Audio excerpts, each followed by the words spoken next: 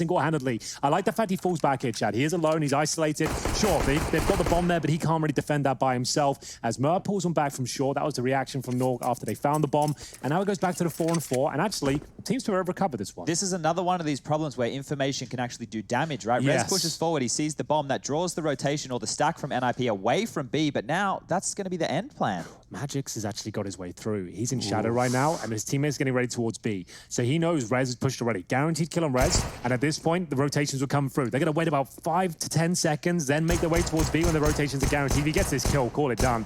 And in they go now. This is a smoke in towards window, I believe, and at this point, they're going to full commit towards the B bomb site. Lekro has to find at least 2 kills then to stand a chance here. It doesn't look good. They're smoked out. There's a smoke towards the window. Lekro gets one, but Twist in a lot of trouble here.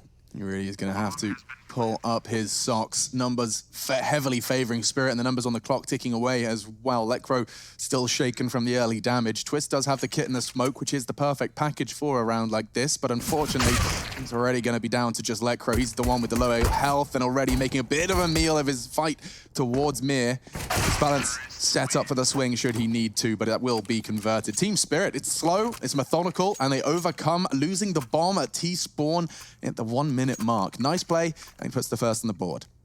It absolutely does. Team Spirit there, after losing the bomb in T-spawn, no less, they do recover.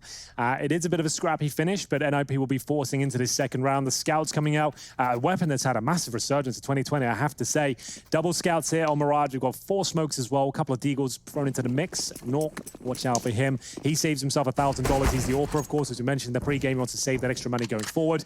You do not want to limit himself going forward into that first gun round. Interesting to see 4 players A, very vulnerable to those HE grenades available to Twist and Rez, but it looks like they're absolutely fine. And they'll go back into a more default setup. So the reason they send 4 players towards middle, we saw it yesterday, a very common strategy on the CT side right now in these sort of rounds is pushing 3 or 4 players up middle, causing some trades, and you could see Team Spirit ready and waiting for that. But now back into the default, getting for the map control, and focusing towards middle, primarily short from what I can see so far. I'm assuming some short smokes towards window, and Connector will come in momentarily. Yeah, Wonder's just arrived to force Lekro into kitchen. A flash to set them up in CPL. This is not being silent, though, and so you can see NIP responding with an aid of their own, just lightly tapping at the toes of Magix. 55 on the clock as the smoke blooms in apps. Still heavy lean towards the mid and B portion of the map, and you can see the rotate through CT. Looks like NIP are going to be putting all of their players towards this part of the map before contact. It's all calm right now, but I can guarantee that won't last very long. Guys, there's still 2 smokes CPL. left. They're on CD side, you're right. They've actually got a 4-man stack towards B at this stage as well. They can smoke short now, that would be great. That scout shot had to connect Lekro, but it looks like they might be able to stick the landing on this one. The Deagle headshots are all over the shop here. We've got 4-on-3 situation. Now it's down to 1. Chopper has been left at a difficult spot here. Just the Mac 10. It's the Scout Deagle combo that will leave NIP with a round victory. 4 players surviving. They've upgraded to a Krieg, an AK-47, and a Galil. Not a bad day in the office of round number 2. Let's see this from Twist. He gets 2 here. I want to see his shot. So actually just doubling down onto Mir. Headshot at range through the bricks and a second one into Magix. Lovely work. Normally it's Lekro I expect to see those impact second round Deagle frags, but this time it was coming out a Twist. Galil for Lekro into this one, the only real sacrifice for the CTs, but they've gone for the armors and the Deags, Hank. They're bringing those pistols and the Kevlar into round 3. And already, seems like contact in middle is on its way. Disbalance fires off a pot shot, but he's luckily managed to get back into cover with not a single point of damage done. Interesting choice from Rez. He's going to be smoking off Connector quite early from window itself.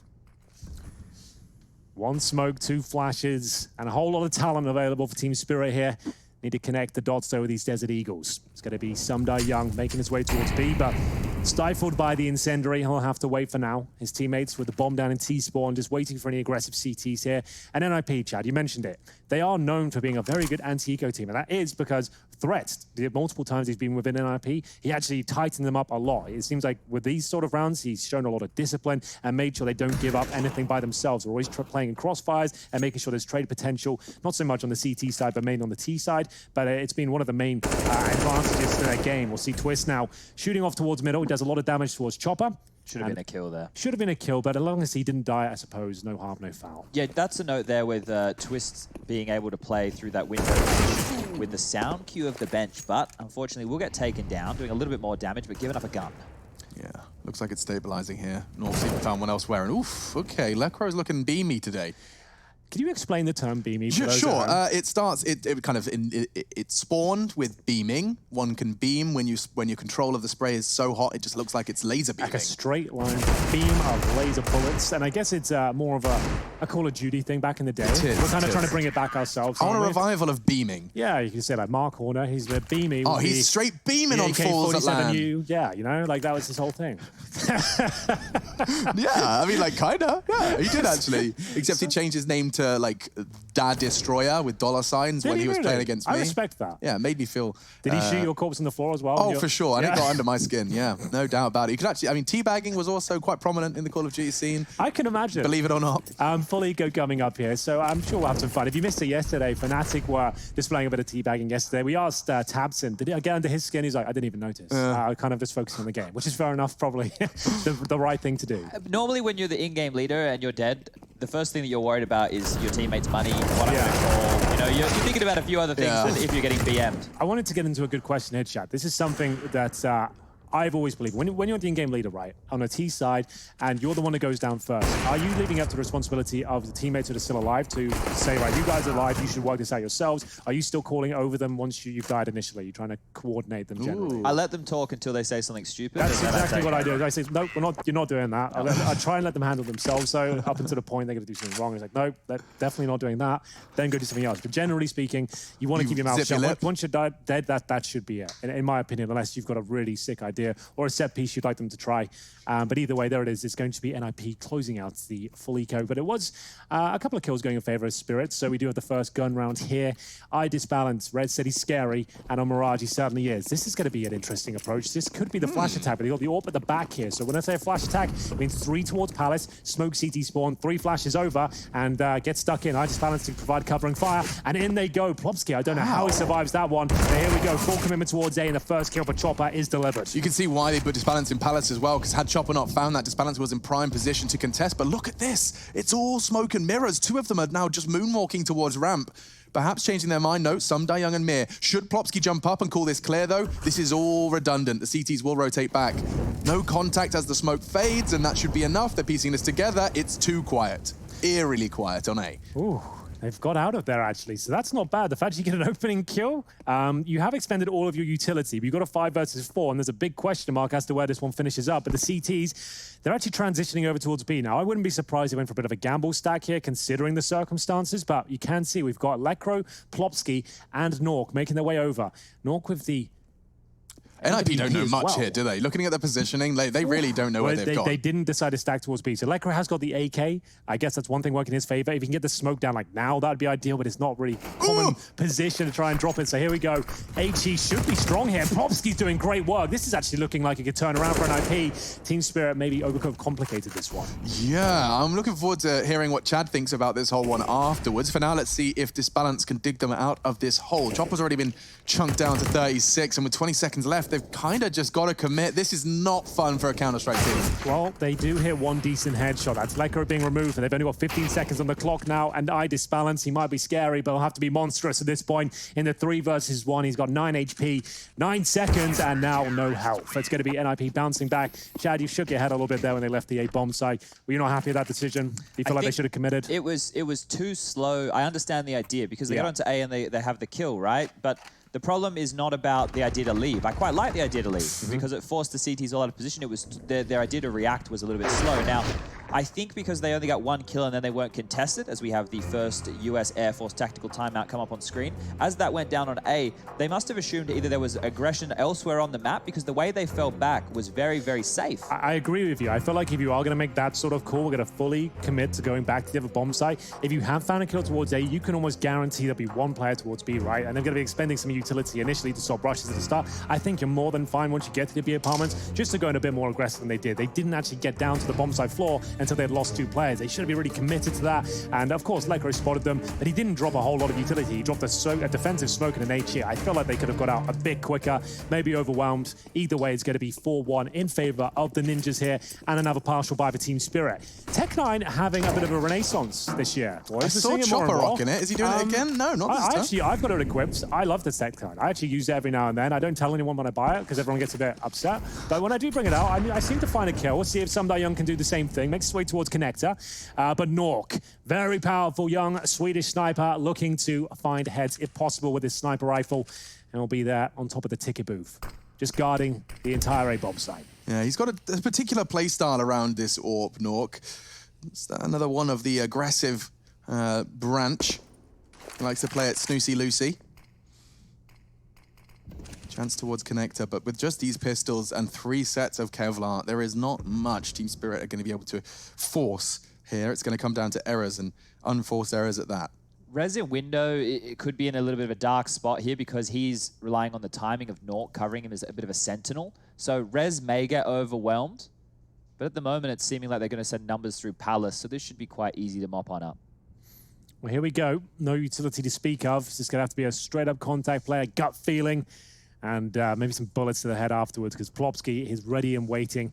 He's got the Krieg in hand, and we know that's very good on the CT side for multiple kills. Can he deliver? They're trying to bait out the shots, but instead, just setting him up here, looking for the third. Gotta get it, no problem whatsoever. The partial buy leads to absolutely nothing here for Team Spirit, as they are sent to their graves. It's going to be NIP with 5, Team Spirit with 1, but that was the partial buy. Another full buy coming through here. But Mirage looking very strong, and NIP looking like a solid unit so far. Plopsky with his 10th frag there, up against partial buy, which in today's game is actually a big deal. Like, we normally say, oh, you got a few eco frags in there. There are no ecos anymore in CSGO. Even with P250s and Kevlar, it's going to be dangerous with the level of CSGO and the skill out there. People know how to make a lot out of a little. Yes.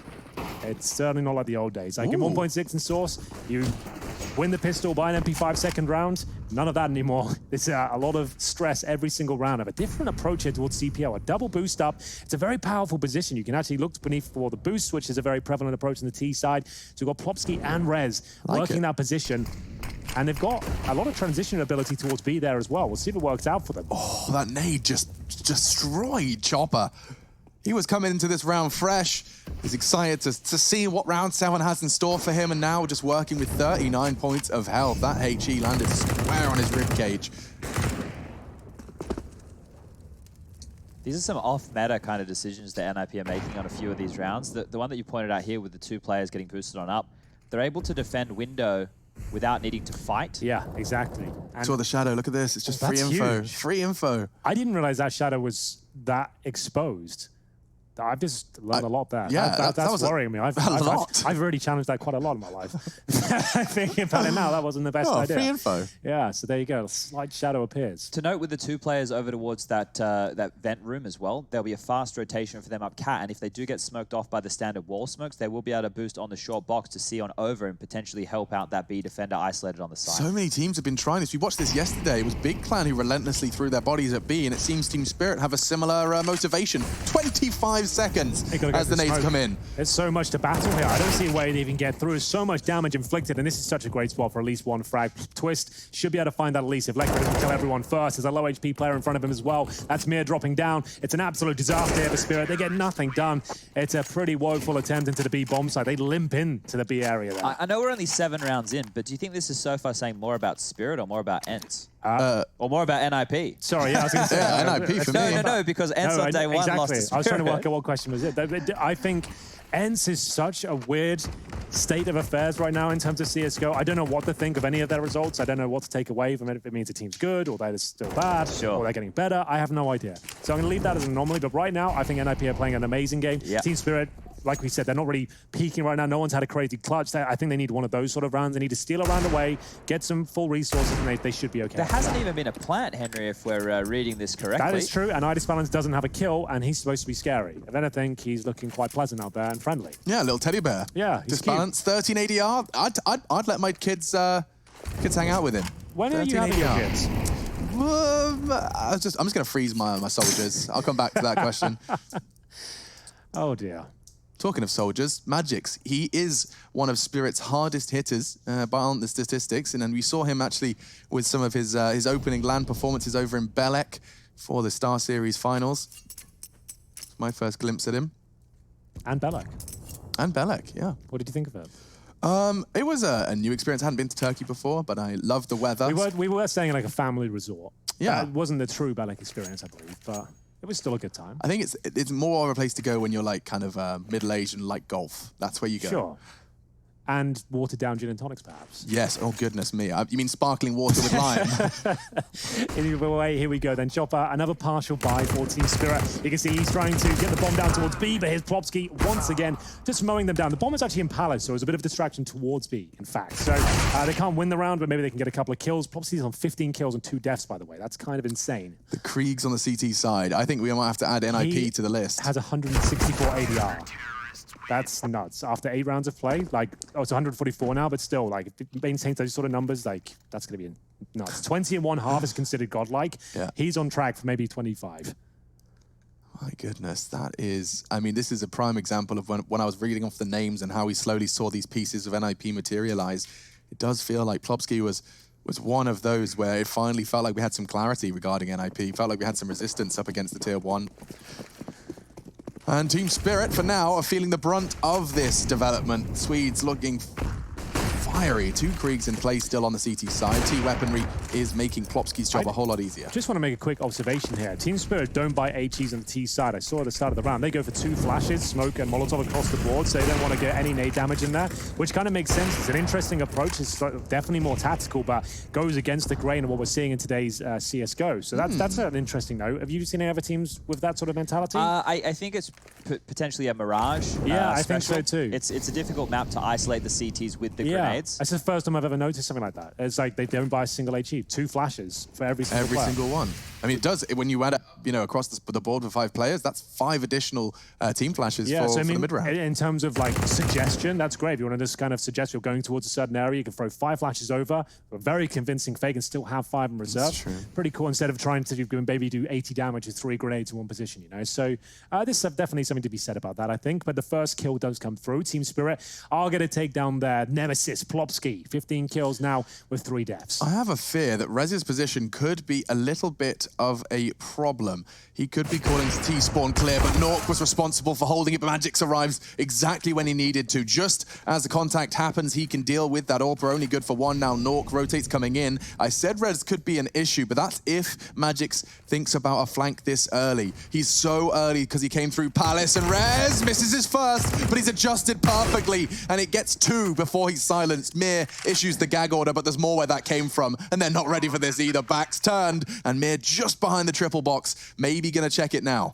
This is a big kill. This could decide the round, and it's Mir to absolutely nail it. Twist removed now. Lekro, he is a bit of a maestro when it comes to the clutches. He's got his first kill on a plate here. If he can check this first corner, doesn't get the pre-aim right. You can sit on top of that bin as well, which he was expecting, but Mir was beneath it. Hit some great shots there, and that's the round I was talking about. They've kind of stolen one away there. It felt like Rez had done enough to win the round. I think Rez will be disappointed in himself there. He did a great job to even get 2 kills, but knowing how good he is and how much confidence he has in his own ability, he knows he could have got the 3rd one there, and that would have done things for them. But unfortunately didn't work out. But Team Spirit, they have got a full buy now. ID's Balance yet the frag, but he has got the AWP. And I'd like to see this let's go into some defaults. ID's Balance works in pits, get his confidence up. He can get this shot. It's a very difficult one on the cross, but no opportunities as of yet. I have been really enjoying the addition of actually boosting the player that peaks that fast ramp cross just to make the shot easier. And well, he's done it.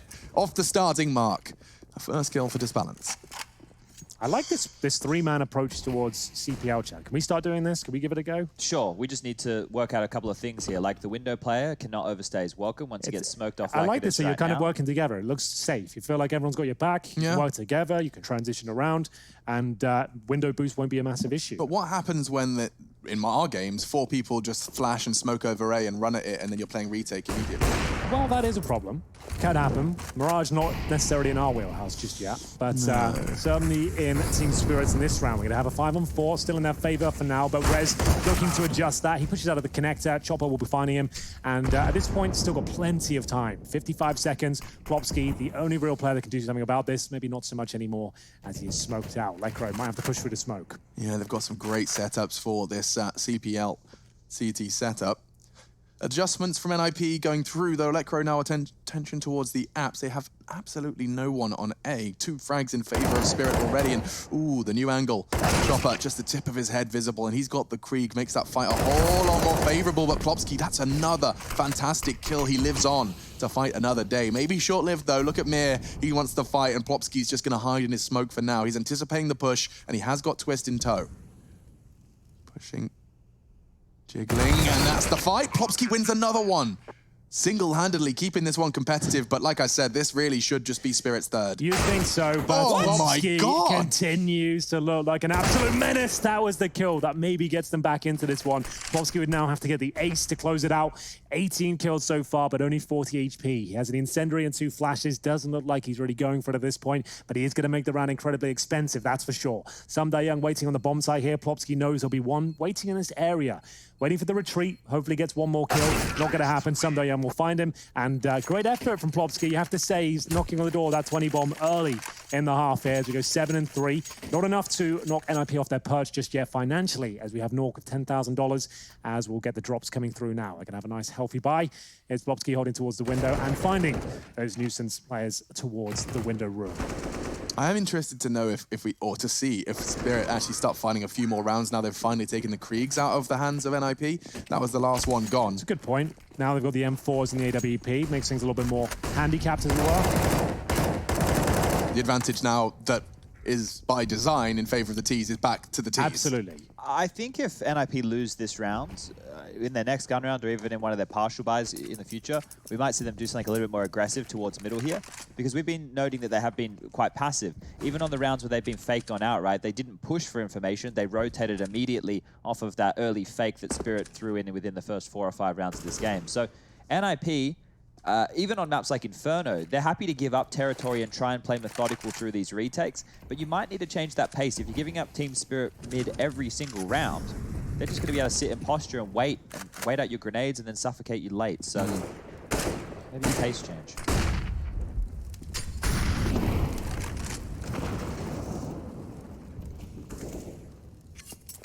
Still all rounds to be played. Team Spirit can still win the half, bear in mind. This would be a huge round for them to pick up. This would be the one that breaks the back of NIP. Chopper once again made his way through connector.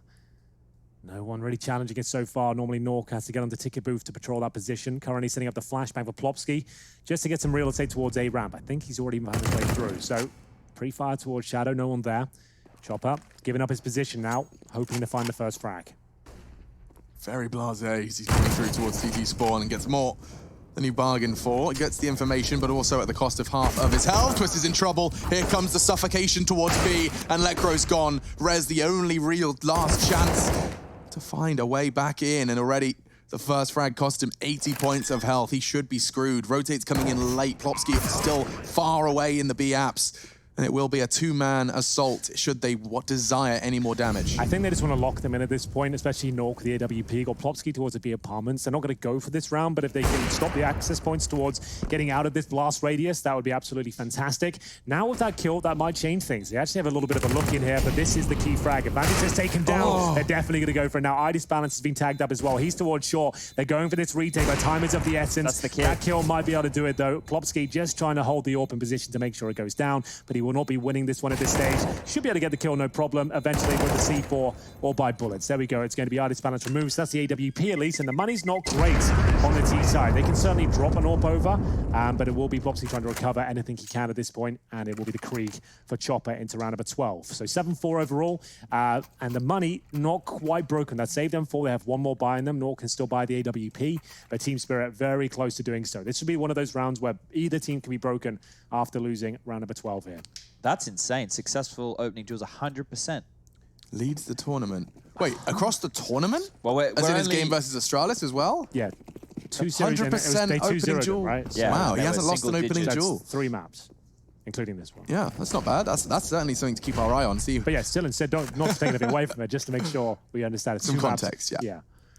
This is another B play. This is the pillar smokes coming on in. We need to learn these smokes, Chad. These are the ones. You guys need to learn how to get a Counter-Strike config first. I've got that all sorted. Don't worry about that. It's all done. We're going to do jump binds. I've got that. I've got the giant crosshair, the jump bind, it's all there. This is just a very simple approach. They've thrown that one smoke to force the CT defender into a new position. They've done so. They didn't really bait out too much utility from it. That's because NIP at this stage don't have a lot to throw. So good job holding on to that smoke until the last second there. That's going to change the attack from Team Spirit, who now want to peer back over towards middle. It's a run boost. Yep. Set him up for that opening kill. Not going to happen this time. Remember, this is a huge round. This decides the fate of Team Spirit, whether they can come back and win the half potentially, or crumble financially after losing this one. They're going for their mid control again. Same smoke towards connector, normally allowing Chopper access towards that position. CPL set up. Enabled once again. One in towards window and twist, holding towards the ladder here. You can see they're aware of the tendencies, and free fire comes through. Chopper, massive frag. Lots of real estate gather. Still got smokes down towards window and connector here as well. This is huge. Has to be a reaction play. This is the time you'd expect to push towards A ramp or Palace. NIP needs to do something about this. They cannot allow them just to fully walk in towards the A side. Plopsky, one and done position. This is not looking good for him. We'll have to step up. There's the first, not going to connect, and this is a round for Team Spirit. Yeah, just this pack animal mentality that actually got them a whole lot of wins versus Ents. Same kind of strategy again. 5 players in middle, and just like that, 2 quick kills, the round is done, it's theirs, and another one now on the board for Spirit. This is going to be 4 in quick succession. I really want to see NIP take a pause, or at least have this pace change that I was talking about, right? Because it's the same situation round after round. They're giving up so much map control. Remember the round where Chopper walked all the way into the jungle position, is taking a fight with the player towards spawn? They're not really watching connector. They're just saying, Nork, just check it out on Ticket Booth like every now and then, right? They haven't got like a Crims dedicated to watching connector, making sure that's not an issue, which is fine, I suppose, depending on the play.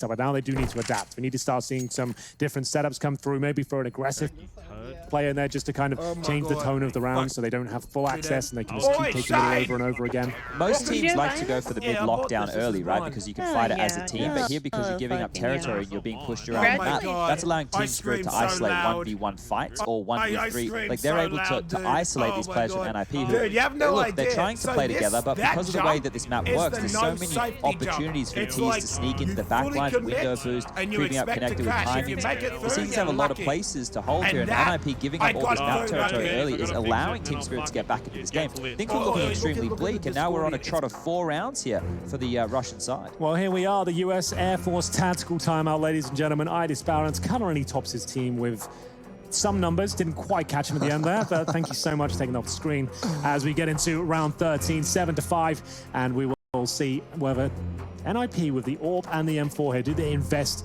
much further into it? Plopsky had $4,000. He'll be bringing in the Scout. We've got the Twist Desert Eagle there, the CZ as well. And in terms of grenades, just smoke and HE. I wouldn't mind a bit of aggression here, but we'll see whether the AWP can step up. Maybe send it towards B, just mix things up here. It's been towards middle every single round. I like this. Maybe it could get boosted towards the short box or just play the B apartments itself and just hold in a turret-like formation. He's looking for his 20th. Plopsky, 19 frags here into round 13. He was so instrumental in the 7 that now sits by the NIP name. Just a small detail people may not have caught was Nork had scoped in quite early before walking up this cap position. Now, the reason you do that is because there's an audible sound cue that can be heard from the B apartments or the underpass if you were to scope when you're close, and that would give the mid-defaulting players from Spirit the idea that there was somebody with a scoped weapon on catwalk. Or he does it deliberately, so they call Nork's AWP B, and he's actually A. It could be a whole 4D chess. What do you think? Yeah, there's mind games on mind games, there's layers upon layers. Counter-Strike is kind of like an onion. Kind of. Yeah. Like Shrek. Exactly. Now you've lost me. You haven't seen Shrek? Ogres are like onions because they have layers. And I was suggesting Counter-Strike is similar in that regard. Still, Green Giants or Ogres aside, we do have Lekro holding B. There's only going to be some Die Young there for now. The bomb, however, is lingering towards the B stairs, and some Die Young. He knows Lekro's moves, doesn't he? He's aware of tricks. Just a little pre-fast straight into him. So that smoke down there, obviously Lekro uses that time and time again in previous games, and that's not bad for Twist. He's had a couple of Deagle moments so far. The pistol's starting to step up here for NIP. Chopper and some Die Young are in a lot of trouble. The time is ticking away as we hit the 20-second mark. There's only one player towards B, but guess who it is? It's Nork with the big green. He's watching towards the apartments right now. They're coming in from short, and he just hits his shot. Round should be done. 10 seconds remain. can't nail the second. He should have done. That was his. 2 versus 1. Someday has a chance. What kind of plans is he going for? It's the default one. And Twist, does he justify pushing through here? He certainly does. It works out. And he does catch Someday Young just in the nick of time there. I thought Nork was going to close things out. Nork of his caliber should have hit that second shot, but they win the round. Job's a good one, but shout out to Twist. MVP of the round for sure. Double kill with the Deagle. I love the fact that he was so ready to win the round after finding the first Deagle shot. He got the info, there was another, and then still tucked himself in to anticipate a Palace push. He was so ready for 3 there, and he takes all 3. Well, I said NIP Magic probably shouldn't be associated with these guys anymore, but Twist with some bangers right here. Look, those 2 shots, they turn the game on its head, right? That allows Rez to then isolate a duel. He doesn't feel the pressure from Connector anymore. He gets the CZ kill over towards ramp. Oh. And that's Someday Young, ladies and gentlemen. Not too happy with how that one went on down. I like the bed sheets. They look pretty cool in there. I was lit. What kind of bed sheets have you got? Pastel Alex? colours. Do you have novelty bed sheets? I'm so glad you asked me about my bed sheets. I just invested, Henry. I'm rocking some bamboo. Bamboo. It keeps you cool. It feels like silk. It's fantastic. I've got the Wally bed sheets, you know. Oh, the robot? The robot, Is yeah. Eve on there as well? Yeah, They're holding Eve is on hands? there. Yep, exactly. Oh, It nice. looks really cool. And that's in your race car bed? A race car bed, yeah. Has that arrived in Malta now? I've got to build it still, but it's there. Yeah, the Lewis Hamilton edition. That's really cool, man. Anyway, look at this. Rez in the smoke. Just transferred into 2. Another ridiculous start to the round, and Rez keeps going. A 3rd now. As Disbalance loses his head, I'm losing my mind. 8, soon to be 9 rounds for NIP here on the CT side. That's what they needed. A couple of Deagle victories, and now they're back in the driving seat. Twist and Rez working in tandem here. Rez especially. I said going into this game, we're starting to see some of that star potential arise from him once again. It's been a while, but the last 6 months, he's been on fire. Really been enjoying his play so far, and that's another great round by him. The Krieg, once again, paying dividends for the CT side. And Magic's now, poor old Magic's waiting towards the Palace, but he's about to be dethroned as Rez is looking for the quad kill. This should be it. Once you've hit these amount of kills in a round, you're not going to miss many more. And Magic's just waiting. He knows that Rez wants to push. He wants a couple more kills. He wants the 4th. And he's not going to get it. It's not happening. Build that up a bit too much, perhaps. perhaps. No, but it's because it would have been really satisfying if he just gets it. And yeah, it would have been great. I totally understand. You put the bricks down and then your sister's come in. She's kicked all your Legos. Oh, my sister used to make me lag on purpose. That was her thing. How did she manage that? Going back to the whole MSN Messenger situation, she would know when I'd be in a game and then would start webcamming her friends or whatever, the chat stuff going on. It does sound weird when you put it like that. But No, webcamming your friends was that was a normal thing back in the day. Normal thing. I used to go and unplug everybody else from the router because no one else knew how to plug it back in. Nice. Yeah. She's allowed me out on purpose. But there it is. Final kill coming through. And final round coming up. Yeah. Well, any other stories? I just remember the phone when the phone call would disconnect the internet if you set it up wrong, which we had in our household. Oh, you didn't have the little converter thing? Yes, exactly. Okay. And we had that switch, but we didn't put it in the right place or something. All I just remember is just shouting at my grandma, like, "Don't answer the phone!" I hate you, Grandma. You're ruining my game. I don't think I was hating her. I was more like I was in the wilderness. You know, all of my items were up for grabs, and someone wanted to call, and I wasn't really interested in them answering it. Okay, well, it's the final round here. It's B again. It is B again. Why not? We get stuck in. Someday Young, you're going to have to. You're kind of isolated at this point. Behind the flames, his teammates are about 3 meters behind him, but he has found some safety. Smoke in front of him. And the smoke being thrown by Mir right now towards the pillars, I believe. So in that goes, and we are off. 2 flashes, but Lekro is just perfectly tucked in for the anti-flash. Doesn't transfer into Chopper, and that Tech 9 does fill the feed on the cross. Nork just doesn't miss it. Very necessary frag found. Bobski's found his 20th now as well by the end of the half. Magic's can't even go for the plan here with the smoke down because the spam would come through, but Mer has found an opening. It's still a 2-on-2. Rez with a fantastic position. Should be good for both kills here, to be honest with you, unless Magic's can out-position him, waiting for his opportunity, but there it is. Final kill comes through, and it's 10-5.5. And it's not a complete disaster there for Team Spirit. It was looking like it was going to be, but they have brought themselves back into it. And 5 rounds on the T side of Mirage, it isn't ideal, but we are going to see a lot more from them as the game continues. We'll take a break and be back with the second half very shortly indeed.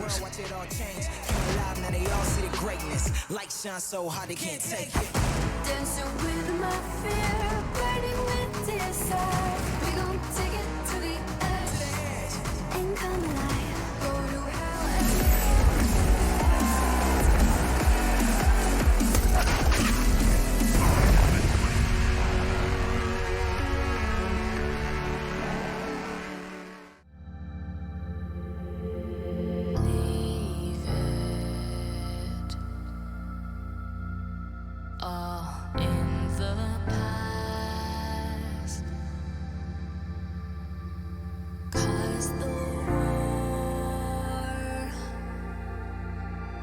isn't over yet. You lost one fight, but it's not the end. So get back up and fight again. Take one step, take another. Find the strength for your brothers. Erase the doubt with your battle cry.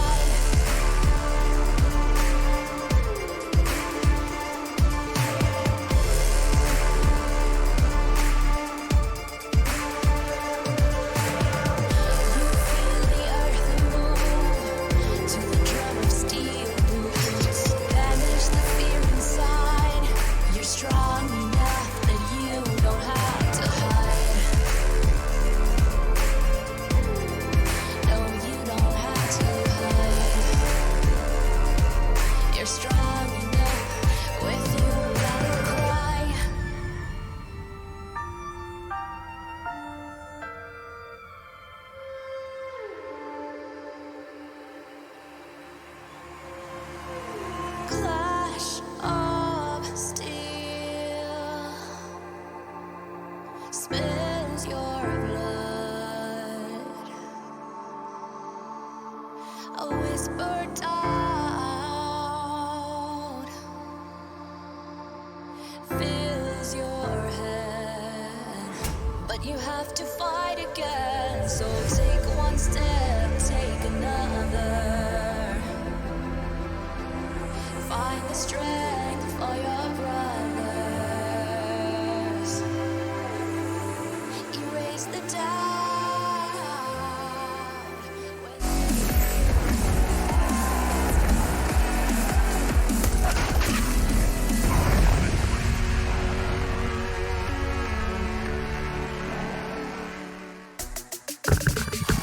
10-5 on the half. Headsets back on. Sumdai Young is Spirit's best player on land, boasting a very solid 1.14 rating. Union Jack in the background there as well, Alex. You got to be happy about that. Oh, represent. Love I it. love it. He's my new favorite player, Sumdai Young. He's got a snack going on as well. Looks like be a sweet one, trying to get the blood sugar levels high and ready. Chad, is that something you would advise, getting the kind of, you got a protein bar going on right now. Are you in a similar mindset? Yeah, I think you want to keep the energy levels high at all times. And I think another thing to note there was the anime on the pillow. I know you've become a big fan of anime lately there, Mr. Greer. Henry's ordered a big Attack on Titan body pillow. I've seen those before. It's just a giant human with like a weird mouth. They are the weirdest humanoid kind of creatures I've ever seen in my life. More on that later. We'll have an anime segment coming up soon as we get into the pistol round of the second half. Ladies and gentlemen, it's the first map of our best of 3 here, as we'll see the Ninjas with a convincing lead in terms of the odds from GG.bet. A execution from the Ninjas here. You can see the bomb. Get ready and waiting outside A. We do have one player waiting for B pushes. That's Plopsky. He will actually probably push in towards B once they get the bomb down. I'm expecting an open plan on the opposite side of fireboxes on the left-hand side of your screens there, and he'll come in from short potentially. We'll see what happens as the smoke towards CD spawn comes through, and here comes the commitment. Sumdai Young to strike first. He's got sugar in his veins, and he's got ice there too. The first one's quick, but the second does come in before he's found by Rez. P250 on him with the Kevlar. They put good trust in him, and now those resources are squandered. Chopper makes short work of him. Plopsky, however, wants 2 quick ones, and he's keeping his team in it. More damage inflicted. No. Twist did manage to tag him down. Plopsky finished, and now 1v2. Low HP though. Twist, this should be impossible. How did Mir survive that one? It looked like a guaranteed frag there towards jungle, but they hold them off. Plopsky takes himself the 23 kills there, but it is the Team Spirit victory in the end. A execution, pretty decent. There was some convincing trades coming through, but no plant. And it'll be interesting to see where we go for the force buy here on Mirage. I would say not my favorite approach. I prefer the AKs in the third of no plant coming through, but you definitely can get Deagle armor. Chad, which way would you be inclined here? What would you be calling? Without that... Fully cam. Yeah. I think that when you have the lead as well, you don't need this round. The thing is, I understand why a lot of teams like to go for that early buy. If you wrestle back the economy with a 10-5 scoreline and then force them to have to eco, you probably already won the map, right? Yeah. But here, this is the more fundamentally sound approach, right? Yep. This is from a Counter-Strike purist standpoint.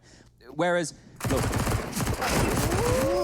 missed a couple of bullets there with the MP9. Will recover. Backup is there, but Twist will go down. Last man, last round. Last round, last round. And this round, last round. Yeah. All the rounds. All the rounds. Around and round we go. But we did say in the pre-game segment that it was integral for Team Spirit to pick up Mirage if they want to have any shot in this best of 3. For sure. Because we think as we move forward into Vertigo, especially with how some of the individuals are looking for the Ninjas right now, that it's going to be a very, very tall task. So we will be getting into the nitty and the gritty with the first gun round of the second half here. NIP have invested. We've got the Krieg out for Lekro as well as Plopsky, who I think we should maybe name him the Terminator. At this point, potentially. We'll see whether the AWP, though, IDIS balance is enough to hold him off. That's from T2000 making his way forward. And at this point, we will see IDIS balance just holding. Hasn't had the biggest performance so far. 6 kills, 14 deaths, but on the CT side, he can have a lot more impact, be a lot more dynamic, that's for sure. Remember, though, he has no armor available. So we'll see him just fall back, vulnerable to grenades to the window position, was hold towards CT spawn, much safer. Focusing towards the A round for now. Very good general setup. You can see them. So I'd like to make this announcement. Towards short, that's Lekro. Joined by Rez, watching that connector and window position. They're going to smoke towards window right now, and then just go for some basic mid control. They've got Plopsky towards the underpass, will make his way forward. Ideally, boost the player up towards window, investigate towards CPL, and that's pretty much encapsulating a default round on Mirage on the team side. Going up. We've made $500,000. See the role of Twist at the start of that round. Sorry, Chad, go. Just look at the A ramp push right now coming in for the CTs. They've realized they've lost mid here. They have to take a push. 2 players there, not necessarily ready for it. They're sitting in the smoke on the CT side. We've talked about this all week long. You do get a slight advantage sitting in the smoke, and you can see Team Spirit capitalizing upon it. It's a clean sweep so far. Plopsky looking for one frag. He's going to find it, but there's a second as Chopper went out in the bonus round. I'd call that one with the FAMAS, the MP9 out as well. Glass Cannon AWP. It's a massive round to pick up there, and then NIP will have to take a partial bye into round number 19. It's a loss bonus. Racks up now. They get 3,200 going into this round. As we'll see Deagles, Smokes, a couple of sets of Kevlar. Will we see much more? I don't think so. So an execution of sorts here, just try and get the bomb down. Normally towards A on these sort of rounds, but they are heading towards B. A small detail, but do you think Lekro's vest is an unintentional He always buy? gets the vest. He does? Yeah. Like he is one of the best Deagle players, I would say, at least in Scandinavia. And he's always going to find you a 1D. With this kind of approach, viewers at home, when you see Deagles come out on the T side, they're obviously just going to go for more of a spread here because they need to find these one-bullet headshots, right? We see them happen all the time. But a map like Mirage, if you want to go A or B, you need a lot of utility, which they've already trickled on through here. So they're just trying to get mid-control and see if these Deagles can post up for any fights. A nice combination of bullets and shrapnel. Chip Plopsky down to 58. He's done well to not lose too much health, considering that those bullets and nades do significantly more in the unarmored circumstances. Exactly where he finds himself. 24-9 as well is his score right now. He's closing in on that 30 bomb, and it could be in the face of defeat, no less, considering Team Spirit CT side does seem to be warming up. An aggressive smoke forces some down into the open, and actually, Plopsky takes Lekro down for the hunt. There's more where that came from. This time it's Chopper and Mir from either side. The Hurt Locker does close its doors, and Nork, this one not any opportunities left. Magic should be finishing this one off. Spallanti is missing his shots, and now 10-9. The gap has sealed after the 10-5 half. Round 20 coming through. That was the partial buy from NIP. They will have rifles once again going forward here. Plopsky, bit of a team kill, but at that point, he was probably going to take both of them down. So you might as well take Lekro with you, I suppose, as we get into it now. No AWP on NIP. They didn't necessarily need one on the T side of Mirage, more than capable with the Kriegs. They've got the smokes, the Molotovs this time. And again, no HEs, Chad. Flashbangs across the board. Yeah, nothing's been fast out of NIP from that CT side, so let's see if they can change the pace here on the T side as we see the quick mid-smokes coming on in. Many members to follow as Mir will spot one and then follows him through the smoke. They're looking like they're up for this one now. We can see Team Spirit much more aggressive CT side than NIP's. They were quite classic, very passive, just holding their crossfires, occasionally pushing for information, but not at the start of rounds. You can see a very active CT side here from Team Spirit. That's such a godlike position for Magic. It's like, it's very difficult to flush him out of that spot. He can go for a flank towards B as well, if required. And for now, NIP have the bomb down in T-spawn, and Nork needs to be very careful. Silently dismounts off the ledge there, and here's Magic's push. This could be everything. If he does find Nork, I don't see a way they recover the round, and he'll definitely investigate towards A round. Yeah, so Nork would just have to have some crazy premonition. He knows it's a possibility. He's not foolish, but yeah, knife out is not promising. You see him? Oh, that's so insane. Oh, now he's making steps. Oh, wow. Like actual milliseconds between getting that kill and spotting him and dying. That's kind of nuts. And Plopsky, he might be able to save the day here. That is one back towards the B side of the map. That's where they'll finish things up here. There's a player towards the bench, so that's Chopper. We talked about his position, especially the AK. Always good for one. He's going to need that right now. There's the first. Can he find more? We go to the 2-on-2. Best chance NIP have had of picking up a round so far. Bomb planted. Twist. Oh, yes. Are they going for the boost? I love it. Why not? You don't see this too often in a post plant. It's a very strong position. You can't pre-fire it, and you are slightly camouflaged as well. Disbalance will find contact. Oh, the timing is continuing. Magix, however, does find the kill. And this boost, it's going to be tested. Twist missed his shot. He stands his ground, and Magix will trade a triple kill from the youngster. And that will level it out completely. NIP still without a T round. I loved the boost, but I would have liked him just to bait him in a bit more. Trying to get towards short, I believe, was the plan there. Walking in the open, the AWP takes him down. Had he just been ducking and weaving on the bomb side there, just baiting his teammate in, could have been enough. But here's Magix here, getting that information from the sound of Nork falling back. Great push, very aggressive start here from Team Spirit. They're setting the tone of this half, and they're finding lots of successful frags and a boatload of rounds as well. We tied things up at 10-10. Remember, it's 10-5 a half. That's going to be 5 in a row now for the CT side as we enter round number 21. It goes without saying we've got maximum loss bonus here, and it's going to be an A finish with 3 players making their way towards the A bomb side, but it's going to be mid-present showing. You can see a smoke towards window and connector, feigning the fact is going to be a default attack here, and a smoke coming in towards jungle from T-Spawn. So this will be the Palace attack, flashes over, and will it catch Magic? They'll have to dodge the flashes and let them come through. Yeah, so Rez has already got himself onto the site, and so now he's a real threat, but his attention is drawn towards the stairs. It's working out wonderfully. The incendiary does force him forwards, and now actually Plopsky with what was a powerful position. Mir arriving on CT keeps things level again. Bombs loose. This might slow down a great deal, but keep your eyes on Lekro. Yeah, perfect. Fast fingers from Rushley. However, some die young even faster on the trigger. Nork's gone. Advantage returns for Team Spirit. That bomb being loose, it's all down to Lekro's flank here, Henry. If he can get more than one. Slipping under the radar. He's good for this one. This will be a freebie, but how?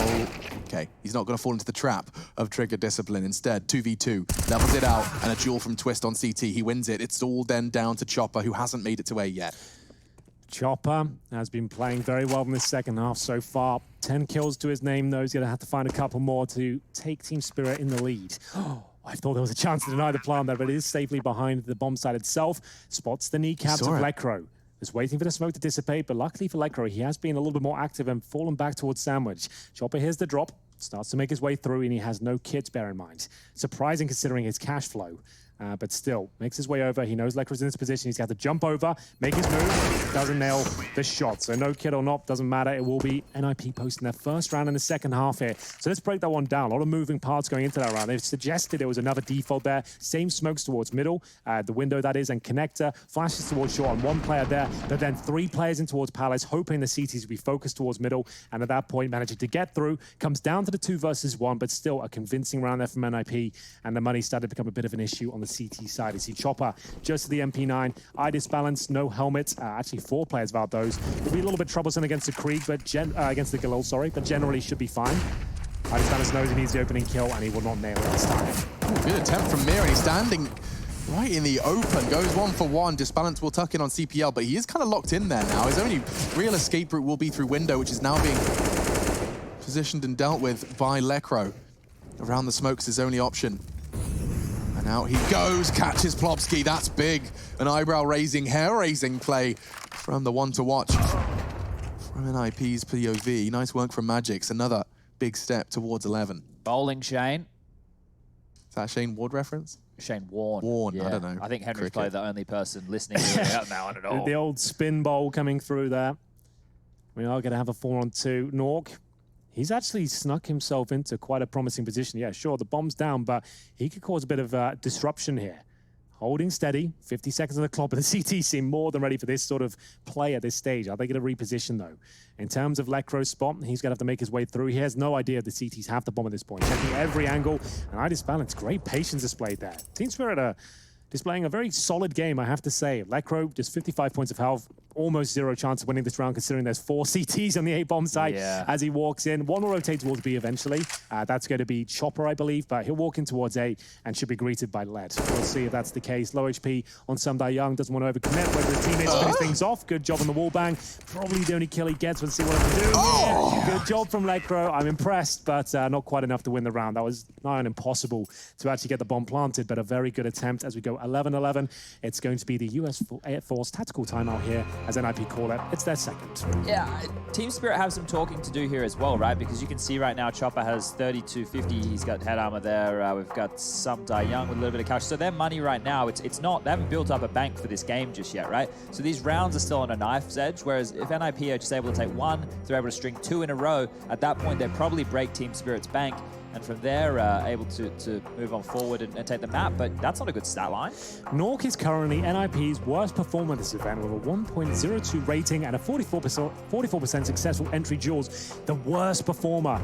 Not what you want to see from the young gun, the new boy coming in. And remember, that's just this tournament. And they've only played 2 maps so far, and this will be the 3rd. So don't take too much away from that, but I guess it does suggest something. But they did manage to take down Astralis in their first game, so I guess it doesn't really matter what the score lines are, to be honest with you. As we get into the next round, NIP will have a partial bye here. Nork with the AK-47, going to try and be the hero going into round number 23. His teammates will bring up PT-50s and Deagles. They've got smokes. It looks like a B execution here. 2 towards pillars, 1 a window, flash over, try and get the bomb down. But in terms of the setup with that MP9, ready and waiting, I feel like Chopper's got that number here. Playing in front of the smokes, it should be an absolute bloodbath. They have got the Lecro Deagle as one of my caveats. Yeah, the problem with that is, though, because Mur's at bench, if you look at that, he's going to be taking all the aggro away. There's not going to be a swing from Chopper. It's just going to be Mur. It's taking all this attention, and the MP9 should be able to get the majority of the kills. I'm going to say 2 or 3. That's if it all goes to plan. If the incendiary goes down especially, you just want to drop that as they're finally committing and leave them with nothing as they enter the bomb site here. So he's just got to coordinate himself with the smoke swords. 2 pillars, kitchen, 3 flashes over. And at that point, you're really just hoping for the best. Yeah, you are seeing a degree of respect from the CT side here, Spirit, cognizant that there could be something fishy afoot. They haven't gone on for any CT aggressive maneuvers. At this time in the game, we've seen them pushing T-spawn, we've seen them in Palace. For now, 3 players still on A, and now they commit towards the 2 defending B. 1 chance for Chopper. Henry's expecting 3, and already 2 in his back pocket. Won't quite find the 3rd, but Mir will do it for him. Bombs loose, and round 1. Spirit hot on the heels of 12. Just Lecro, the last man whose heart's beating in this nipped jersey. Great shot, but that should be all. Another chip away at Mir's health pool. He is so nasty with this Desert Eagle. He might get the kill with the HE as well. Not quite. It was close, but still, there it is. Chopper with a very nice read of the game there. The finances of NIP especially, bringing out the MP9 in that sort of situation, getting up close, meaning their execution was completely nullified. You can see they have no idea. They're just so focused on the bomb site. Of course they are. They've got an objective in mind. They're hoping to find Mir at that bench position, but it's just a nice setup. A good adjustment there from Team Spirit, and they've taken the lead at this point. Another 12-11 as we take another tactical timeout here. It's going to be NIP, so Threat's not happy. He is going to try and reel them in a little bit here, get more out of Nork if possible. 9 and 14 so far. Can't afford the AWP. Their money's actually pretty disastrous. He's been investing way too much in Deagles by the looks of things here. Got to be careful. There's a few AWPers out there. I don't want to name any names, but they invest way too much in those sort of rounds, like Deagles, Armor, when they probably shouldn't be, and they've left themselves now with Aguilar. I think he did save his AK in the round previous, so that's why he didn't get any money, so that's not the reason here, but it's certainly not ideal that he has a Galil and they've just lost the lead. Just to note with this one we see on the screen here, that was with different rosters at the time. Forest and Get Right was still on NIP then, and I believe Coldy was on Spirit during the time when that last matchup between these 2 teams went on down. So different rosters. Oh, I almost forgot about Coldy. For now, Team Spirit with their revitalized roster are poised to keep this series competitive. A 10-round lead for NIP. That's what they needed. And now there's the opening frags that have been eluding them. Emir claws 1 back, but that was just the loose thread of Plopsky. He was lurking towards B. The body of the assault still continues towards middle, and a 4 versus 3 in favor of the Nip boys.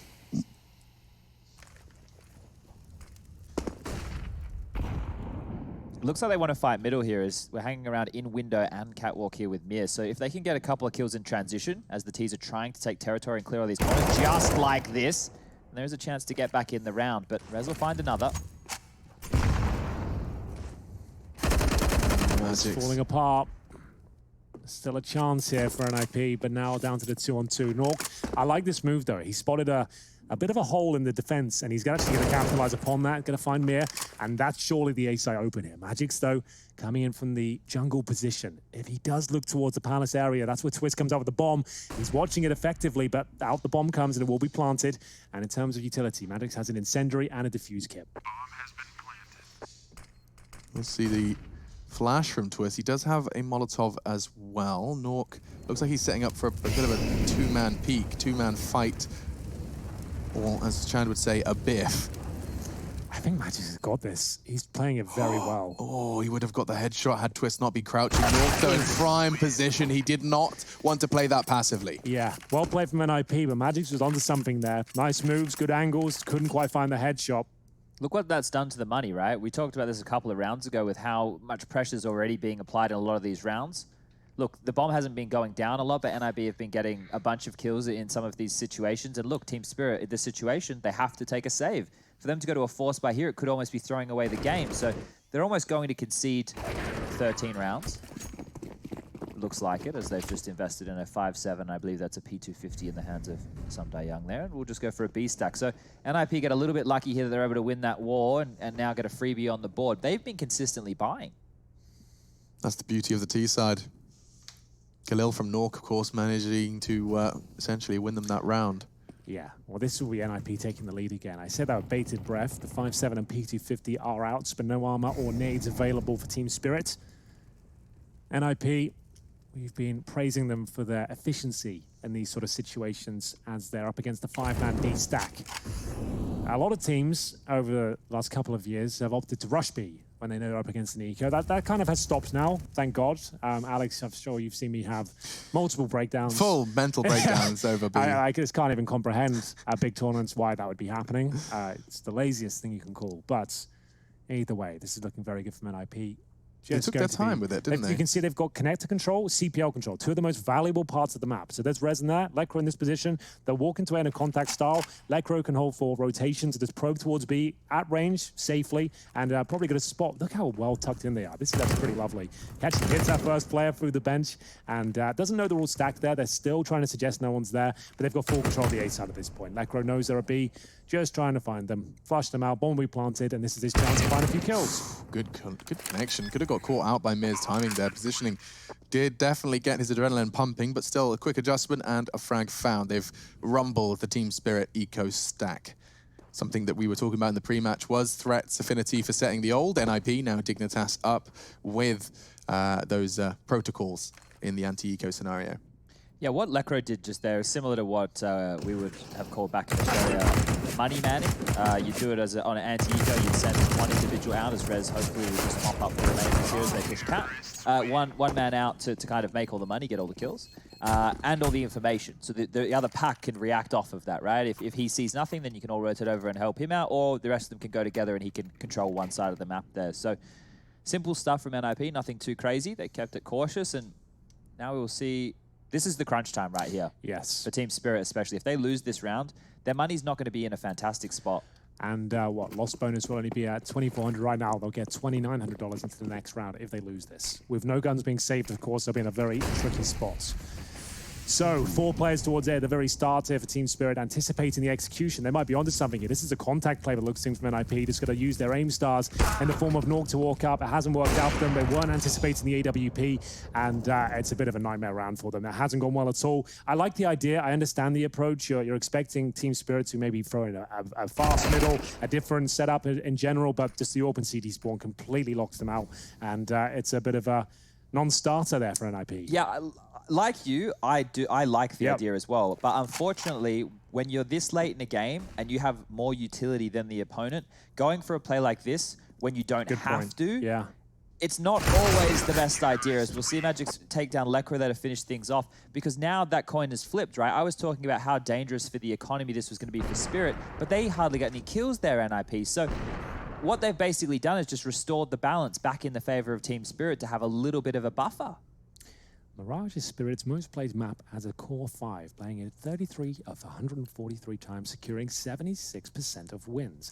What do you think about that, Alex? Well, I think 76% of wins is significantly higher than 50%, which would be, I would imagine, they won it 25 times out of those 33. Thank you, mathematician Chad. The Australian education system not completely flawed. It has got its issues, but it's okay. Haven't we all? Some more than others, I suppose. But for now, round 27, 13-13. We couldn't be closer if we tried, ladies and gentlemen.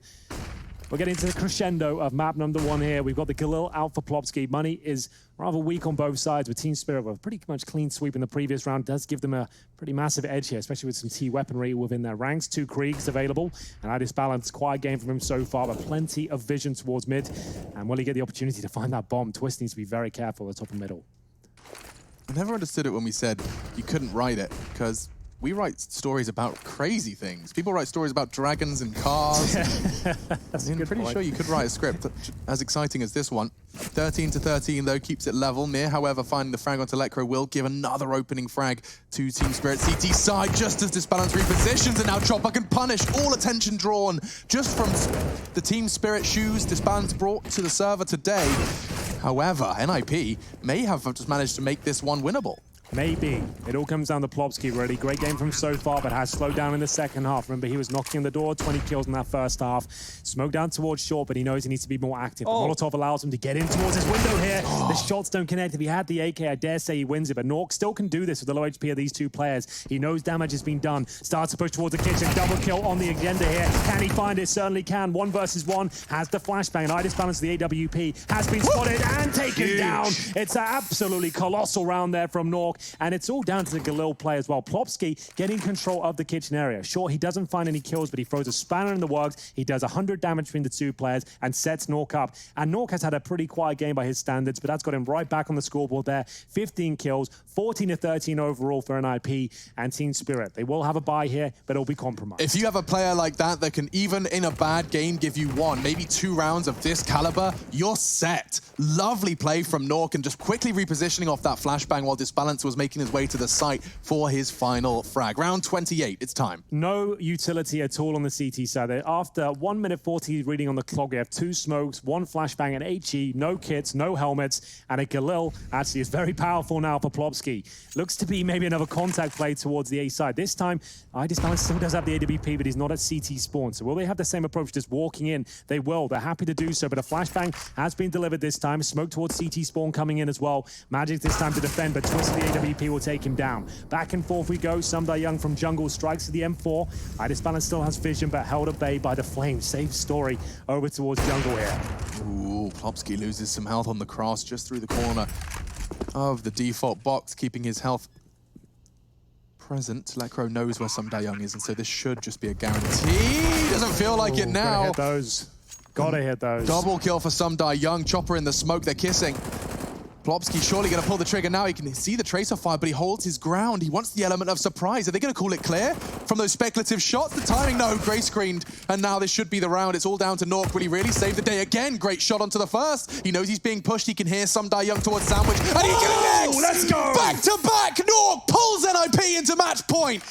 That is what we're looking for from these young superstars. We said we hadn't seen much from him so far. The stat came up saying he'd been the lowest rated performer in this tournament so far from NIP, but anything but in the last 2 rounds. Back-to-back clutches, 1 versus 3s. The stars are aligned for him. He gets the 3-man spray down once again, and it's a tactical timeout brought to you by the US Air Force here at Team Spirit. Try to get their act together. This has all fallen apart for them. They've got 2 rounds to bring it back into overtime as we see the Scouts, the MP9s, and Deagles brought out, Chad. There's 3 clear standout rounds in this game so far. Twist with the Deagle within the first half, getting 3 and finishing off Sumdai Young in a 1-on-2 situation towards the B bomb site, and now Nork with those back-to-back clutches here. That is the game changer in this matchup right now. And NIP, well, they're 1 round away from picking up map number 1 and moving on to their new favorite of Vertigo. Absolutely true. I take it back, Henry Norkis. Yeah, thank you very much. Yeah, I think it's fair to say that he is a little bit of a good Counter-Strike player. That was fantastic. Back-to-back 1 versus 3 clutches. We'll get into it now. This is where NIP should close things out. We've been praising them all day of their capability in these sort of situations, but Plopsky will be tested. This time with the Galil once again up against the MP9 and 5-7. I think he's going down here, boys. He hasn't used any utility. He's going to dry peek this. He probably gets one, and goes down. And now they do need to know that Mir is towards the underpass position as well. Nork's like, hold my beer, I'm going down. And it's not going to work out. Good smoke from Mir here. He's actually bought himself some time and got the Galil. What's that? That's not going to work. Oh, it does. Forces him into the smoke, and now it's getting real awkward. My God, and on the reload, he has the sound cue. Twist doesn't trade. This has been a comedy of errors, but it does seem like the sitcom has taken its commercial break. We are back to normal scheduled programming. 3v3, and the T side are going to start to piece this one back together again.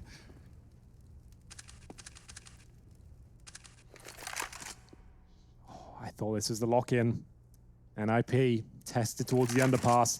Things get awkward, and there are 2 players for Team Spirit towards the B side of the map. If that was an AWP, that was probably the kill. Twist down to 50, though. Realizes he still has a chance here. They go towards A. That's pretty much the game, because there'll only be 1 player there with Scout. That's Samdai Young. He has no utility, no kit. Won't be able to do much about it, and the B split's coming in. This is a dream for Team Spirit. They have presence towards the apartments here. Chopper ready to deagle. He's going to get this kill. Can he find the seconds to the AWP as well? And he just has to get out of there. He knows it. Has to just knife out, get around the corner as quickly as possible. Chopper quick on his heels here. Will he get away? He absolutely will. It's coming down to the minutiae here. Smoked in the connector. CT1. 15 seconds remaining, and the Scout drops the bomb. Lecro left in a 2 versus 1. I think he can't plant. That's it. They've dropped it. What's the situation coming into the next buy? What will NIP be able to do? He's only got 5 seconds. He won't get both frags. He will find some Die Young, grabs himself an AWP. That's something. That is quite significant. He gets the AWP, but still, that's very well played from Team Spirit. They made things uncomfortable. They held them at bay. The underpass play as well. The Molotov and the smoke, it looked like NIP had the advantage. The moment he reloads is when they push through, and we have found a round out of nowhere for Team Spirit here. Number 30 coming up. Remember, money not in a great spot. They saved the AWP, but we've got Plopsky on a P250. We've got Twist with the glass cannon AWP here, a Galil for Nork, an AK for Lecro, CZ for Rez. They're the ones in the back foot now. It's looking likely for overtime.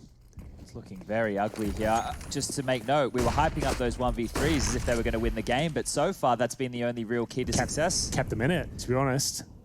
Bang, and the dirt is gone. So that's the opening kill they're looking for. Twist. They're out on A. They're out. Yeah, but the AK as well. Samdai Young. Oh, it's a hard fight once they get that far up.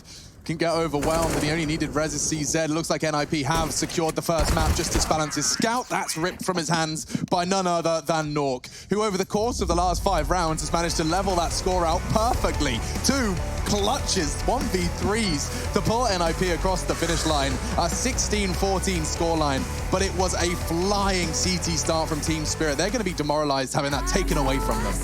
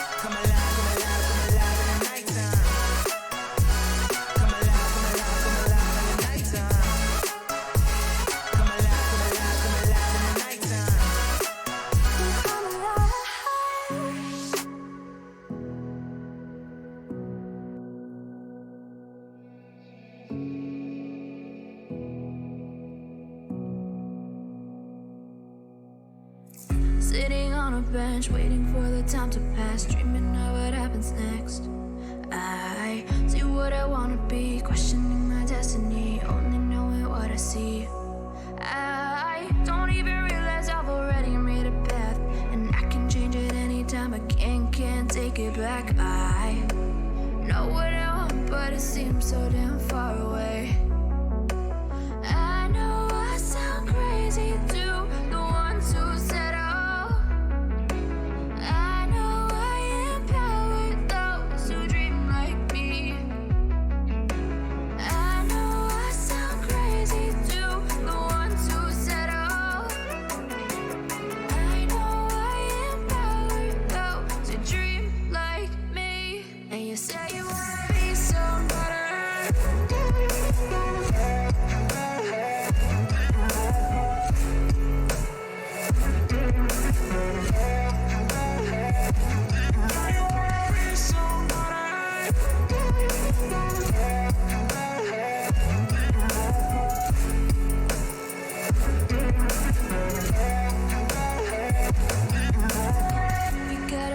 Then you better use it.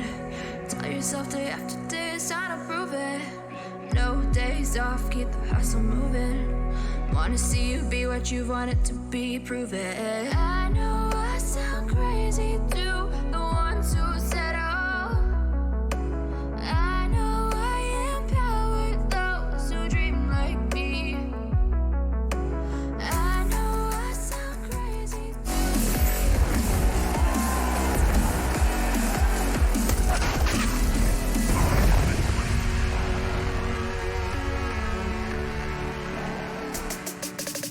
The Pyjama Ninjas saved by the bell and saved by Nork. Bottom of the scoreboard, but some back-to-back clutches towards the end of the half do pull them just over the line. Full 30 rounds on our first map of our first game, day 3 here at EPL. Henry G and Chatty B with me.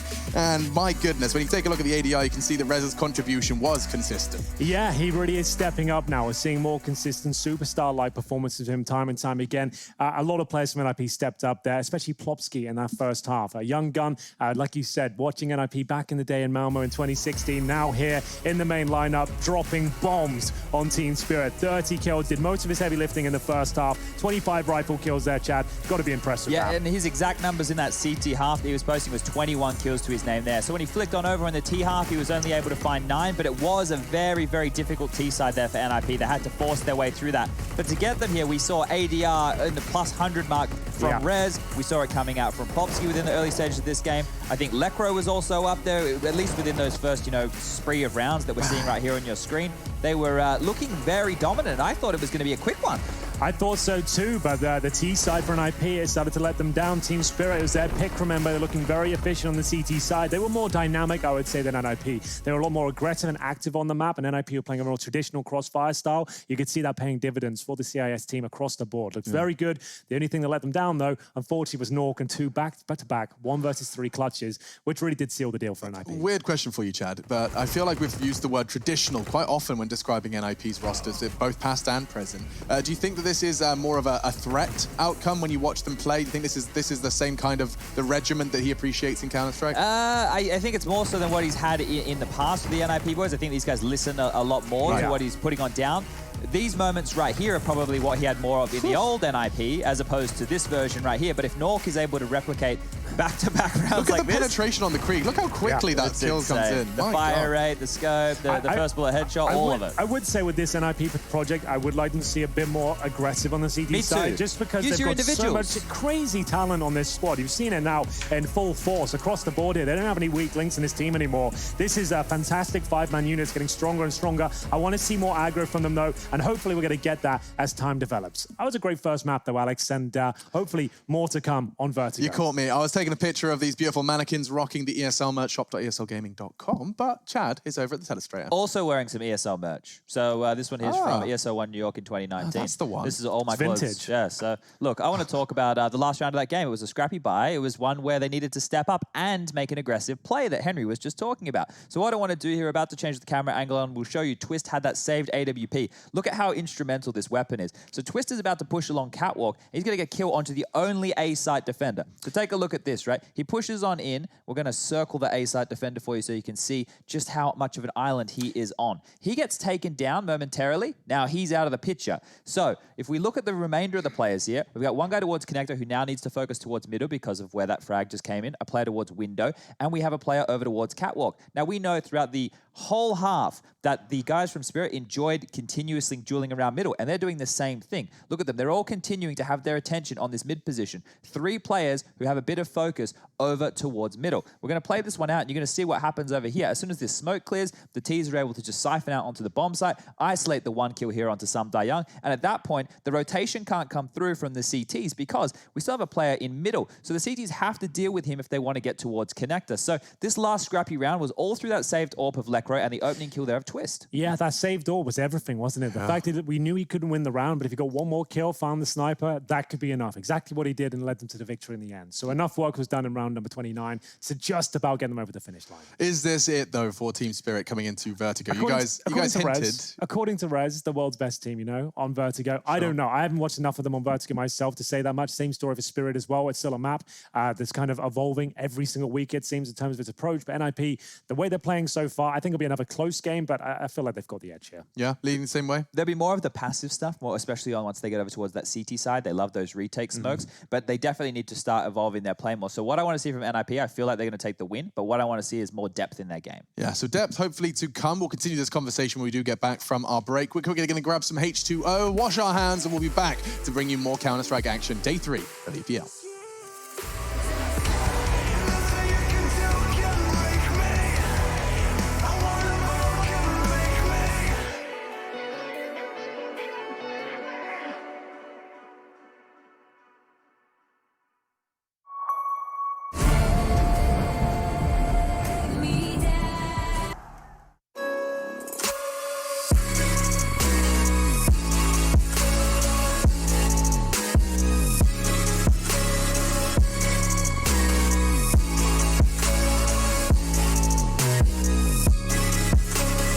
Love it, you wear it.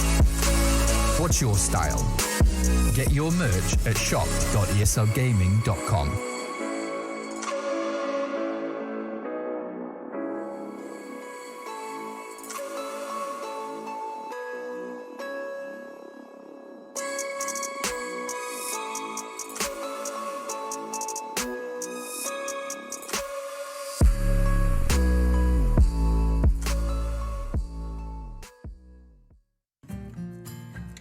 He wasn't the classic nerdy computer kid in school.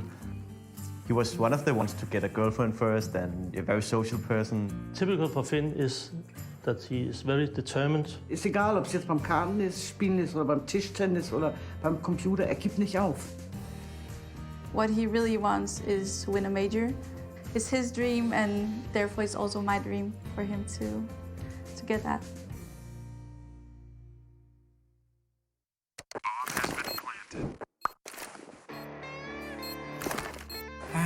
Cool, right? Want to know where I got it? Well, look, go to cs.money. It's a trade platform and a marketplace at the same time. Just choose, click, and get. Good luck, bro.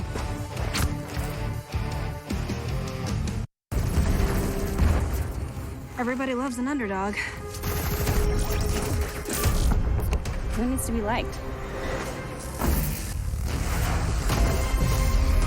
Mountain Dew Amp Game Fuel. Victory in a can. Charge up your game with excitement. Highest odds on the market. Take what's rightfully yours with GG.bet. My name is Jordan Gilbert, aka Nothing. Hi, my name is Sue Lee. My handle is Smix. I think it's important for these initiatives to happen. Empathy really, really goes a long way, and it always means so much to us, and I think that's where initiatives like this really help. I encourage everyone in the community, anytime they see bullying, anytime they see someone getting called names, I encourage you to step up and say something. Good luck, have fun. Good luck, have fun.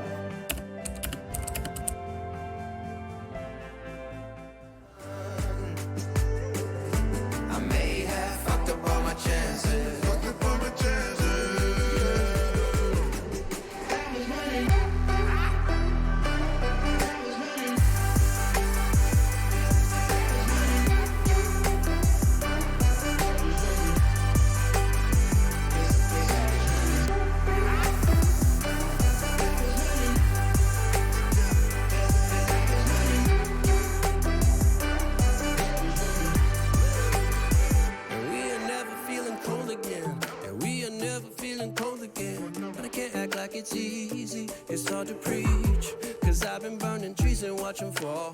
If we cannot breathe out, we go forward. Sure, I was searching for cure, fishing a little wildlife. And when I'm low on fuel, I'll still be running till my back broke. Halfway, lost hope and I'll check it. Hard roads, I didn't think I'd come back fast. Cause I was running roads, so many nations. Even when it's so sweet, I end up zero. This is such a ghostly revelation. I may have fucked up all my chances, fucked up all my chances. Been around the globe, looked around, nothing fitted. Seen high and lows, but you won't even get it. Been around the globe, think it's time to admit it's not the end, but the road, and you won't even get it. Been around the globe, looked around, nothing fitted. Seen high and lows, but you won't even get it. Been around the globe, think it's time to admit it's not the end, but the road. I was running.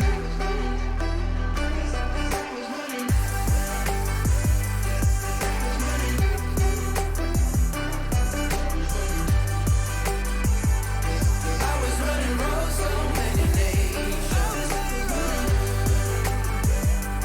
Even when it's so sweet, I end up zero. This is such a ghostly revelation. I may have fucked up all my chances, fucked up all my chances. Yes, I was running, I know.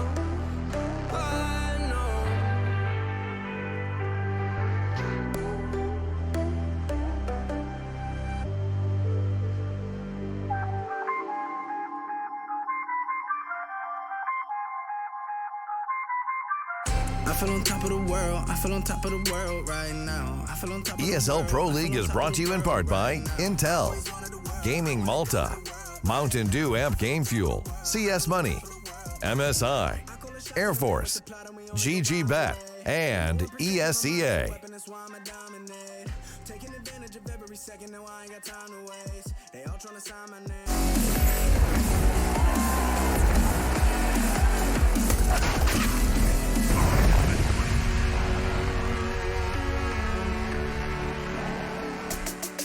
There were 10 rounds on the defense for NIP, but couldn't quite convert it cleanly. Team Spirit, they're here to play day 3 of EPL. It's our first game, and we're heading towards our second map, setting our sights towards Vertigo. And Chad, you were just talking about some smokes on that very map. You've got your fancy screen. Why don't you break them down? Yeah, I like touching things, so I'm going to touch some more. And this is what I was speaking about when I said NIP on that CT side of Vertigo. They like to play retake on this A bomb site. So we want to have your focus, ladies and gentlemen, on this part of the map right here. So when they get pushed back and the bomb gets planted from this, I guess, upper deck area, they will be throwing smoke grenades that go and land towards the top of the ramp, just near the crane. Those smokes are going to land here and here, creating a wall, because T's, once they get that bomb down, they like to play the retake from the ramp, from the sandbag position, and then try and, you know, reinitiate when they come in for the defuse. This allows the guys from NIP, once they get site control back, to have more focus over towards the scaffolding and alley position, and then really isolate those players who have to push through the smokes to take those kills. So let's see if they play the same retake style today, but I do believe they will be starting on the T side here, Alex. Okay, so we'll keep our eyes. Yeah, it would make sense considering Vertigo has been discussed as a T side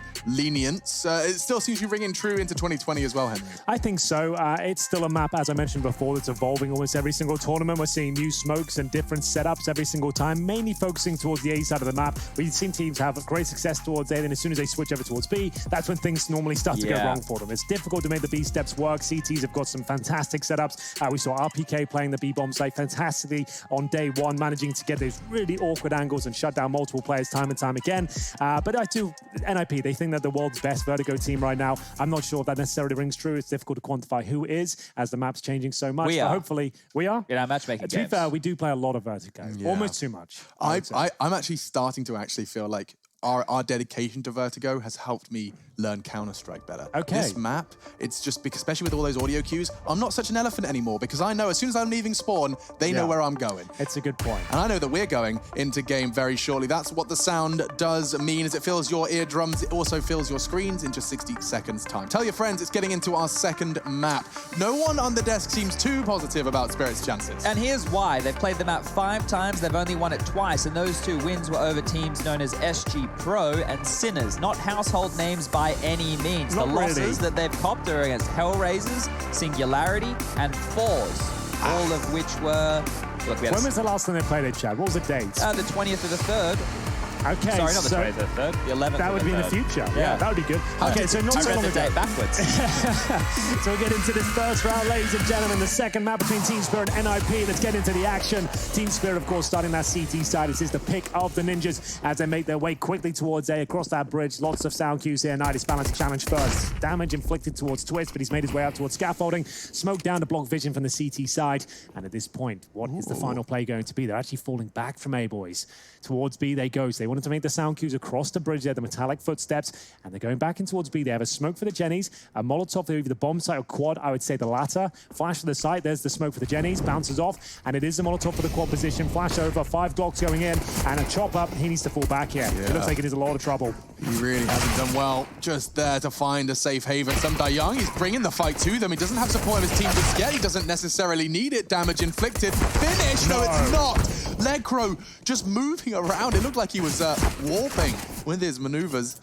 Now Magix, he won't be able to get around this corner. It'll be Plopsky to find his 3rd of the pistol round to get Vertigo started. Like that one. Good attack there from an OP. We even tried that ourselves. You go towards A. We have done that before. You run towards A, across a bridge. Chad, that's cool. Does everyone go across a bridge? We get a bit of aggro, take some vision away, make sure they don't have vision of the ramp especially. So he took vision away from the scaffolding and A ramp. Then fall back. It's a very quick transition over towards B. And at that point, the smoke towards Jenny. Flash over, Molotov and quad, the Glocks, and just focus on the bomb site towards that snacks position. And they hit every single shot. I don't know how Legcrow survives there for so long, but still, great job, fantastic round. And Plopsky continues his strong form with 3 kills in the round, and they're not slowing down here. Mac 10 makes his way up towards Ali as Twist will have the first encounter here. Takes a little bit of damage, but the grenade will do significantly more. Magix and Itis Balance wounded as they start to fall back. Yeah, that's going to be a tough one for Magix to swallow down just to 35. And that Mac 10 even the more deadly. Doesn't matter about your helmet now. That SMG will shred the remaining 35 points of health. Bullets thrown from NIP through those walls. And Magix, look at this. That was a ballsy push, and he's gotten away with it. Gets the frag onto Twists, and it only costs him 15 health. Yeah, that's kind of insane. Yeah, that's... The fact you would even go for that challenge, considering your low HP, it's audacious to say the very least, but they will have the advantage now. No weapon retrieved, of course. Very vulnerable to the wall bangs here. Magix needs to stay behind that big box to make sure he is covered. So it will be an 8 finish from NIP here. Looks like they're pretty committed. Need to watch out for the flanks as the first smoke is deployed. Magix now at 6 points of health. How is he still going? Somebody if he gets another one, that's insane. The Molotov should be able to finish things off for him, though. He just runs into the flames. He wants to deny the extra money for that Mac 10. And we'll see it go down to a 3-on-2. The bomb gets planted, which he probably won't. This is a nightmare. Why are they going for the plant? He was in the open there. Short was not covered, and Chopper, 2 versus 1. Nork on 5 HP, still has a chance in the round as he falls back towards the boost boxes here. 25 seconds, wait for the smoke to go down. They've got a flash as well. Nork, he can get the information here for Plopsky to finish things off. Yeah, you could even hit him through the box with that low HP. We're looking for Plopsky, though it would have to be the perfect shot. And he gives him just enough time to get the crosshair where it needed to be. 2-0 then, and Team Spirit around that 3K mark. If you're on the T side right now, if you're Team Spirit, you'd be considering buying into this round. On the CT Forces, though, you can't really justify it. You're going to have to take an eco at this stage. A couple of P250s, and unfortunately for them, means NIP probably have a clean sweep here of Mac 10s, and we'll just stabilize their cash going forward. We'll see no armor, nothing really to report on the CT side. So B-Rush and these sort of rounds, that sort of thing's fine when you know they've got absolutely nothing. But what kind of stack have we got here? It's Team Spirit sending 5 players towards A. Makes sense, and whether they'll be able to run a few kills is yet to be seen. Chad, you talked about this before. What was the term you called it? For sending someone in to get all the money and information? Oh, Money Man. Money Man. Okay, this is going to be Twist this time. And he spotted everyone. He's like, boys, might want to go B. This is not looking good. And now he gets to play a very fun version of Deathmatch. It's more like zombie survival. 5 unarmored CTs around the corner. He's going to do his very best to find more than 2. Teammates do the rest, and Lekro will be the secondary money man. Spray into the dome of Mir will be finished off by his comrades, and that's the end of that. NIP, they concede a lot of damage, but of course, converted, it is not so much of an issue. So we were discussing when we saw Godsent play that they were throwing that A-ramp smoke. Yeah. I think we just saw a similar thing come out there from NIP. The one they bounce off the wall on the left Yeah. to take vision away and potentially get closer to scaffolding quickly. Precisely. Yeah. So I'm curious to see if that's something that they're going to keep as a mainstay on their T side here. I know against Australis they did have a bunch of B hits in their strat book as well. This is always the most fascinating round in these sort of games when you know that they force ball in the second, they won't have absolutely everything, but it's actually a reasonable buy here from Team Spirit. You can see they have got the orb with armor, and there's only one Mac 10 out there, so the lack of helmets won't be a massive deal considering there's 4 Kriegs in the mix as well. Smoke down towards scaffolding will hold NIP at bay for now. Molotov's deployed as well as they fire off speculative shots, and we have got to push towards B. Who's watching this part of the map? No one, from what I can see on the NIP side of things. We're going to see Plopsky try and plug the holes here, but he might be a little bit too late. They've got themselves in those great positions I talked about before. CT's pushing towards B. There's so many great spots to hold, but that's not one of them. He's going to assume that no one's made it through to spawn Oh, because some Young was watching that. Oh, wait. Is he, Chad? Looks He's like aware. he's absolutely fine. How? That's sick. Well played. What an amazing play that is. Didn't get the kill, but has the awareness to recover the bomb. He's on 7 and 0. Kept it in a 5-on-4. Really quite fantastic stuff here. Looks to be an A finish as well as Team Spirit. They have no idea what to do with this. They're trying to re-coordinate back towards middle. Potentially Magics will have an incendiary. Could throw that towards Ali. They are going to start boosting in towards A though. Very powerful boost there. Idis Balance hasn't put on the best show so far, but maybe this is a chance to shine.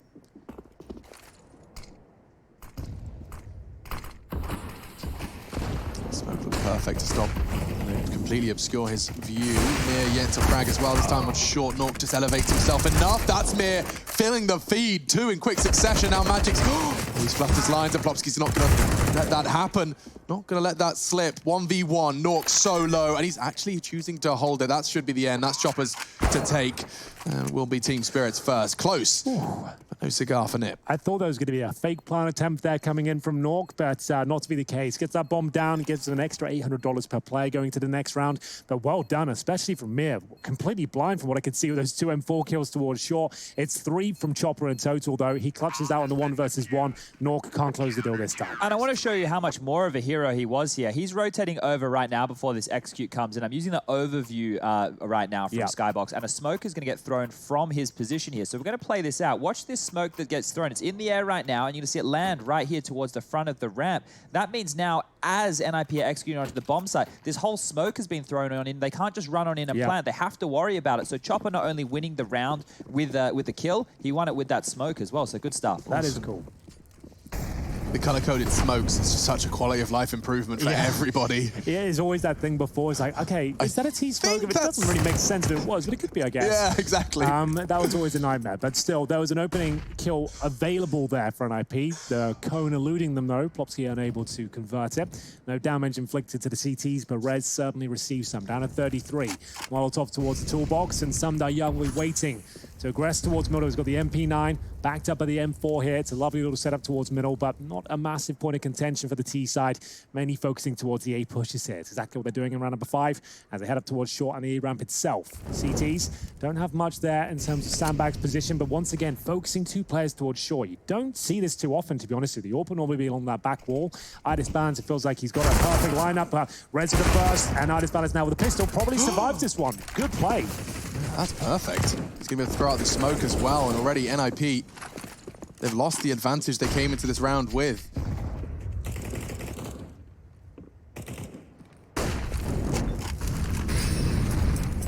Spans will get enticed back to the site and will be boosted up. Actually, this is the Team Spirit go-to, just as the smokes fade. Is he ready for 2 to his left, though? That's Mir's job. Desperately throwing bullets in. They're actually trying to get this bomb down. Twist draws the fire enough, but Lekro will not be let off the site. And now Plopsky, what can you possibly do? It's a 1v4. 2 flashbangs for the CTs as well, and he has to get a multi-kill instantly here. The thing Sting coming through. There was a slight chance he could maybe pull that one off, but they'd have to challenge him one by one. Luckily for Team Spirit, they challenged together and managed to keep 3 players alive as well, recovering those 2 Kriegs. Chopper with 3 kills once again, by the way. Another massive performance for him in the retake towards the A bomb site. And we go into round number 6 here. Bomb planted. We'll see if there's enough for NIP to actually buy going forward as we get into it. Here's the Reaper of Midas Balance, bringing out that pistol after legging the first player. Excellent work, and it is going to be a Deagle setup for NIP here. Not too much to report. Deagle armor, a few basic smokes. Just go for a B play, smoke either side of the aircon units, I suppose, or just stick to their guns and play towards that B side of the map. It looks to be the former. Flash towards the B steps in, and pops again for 1D. Not quite the 1D. Almost got the kill. Trade. Rez will trade it, indeed. And at this point, Sunday Young might want to be quite careful. 2 players there. Rez, though, good chance to find his next frag. Yeah, I didn't quite manage to find it, though, just into the boots. A second chance and a second, this time, connect. Will be sent back by the Incendiary, but they keep this one relatively competitive. He's got a lineup that I'm about to steal. No, I'm not. Thanks, Rush.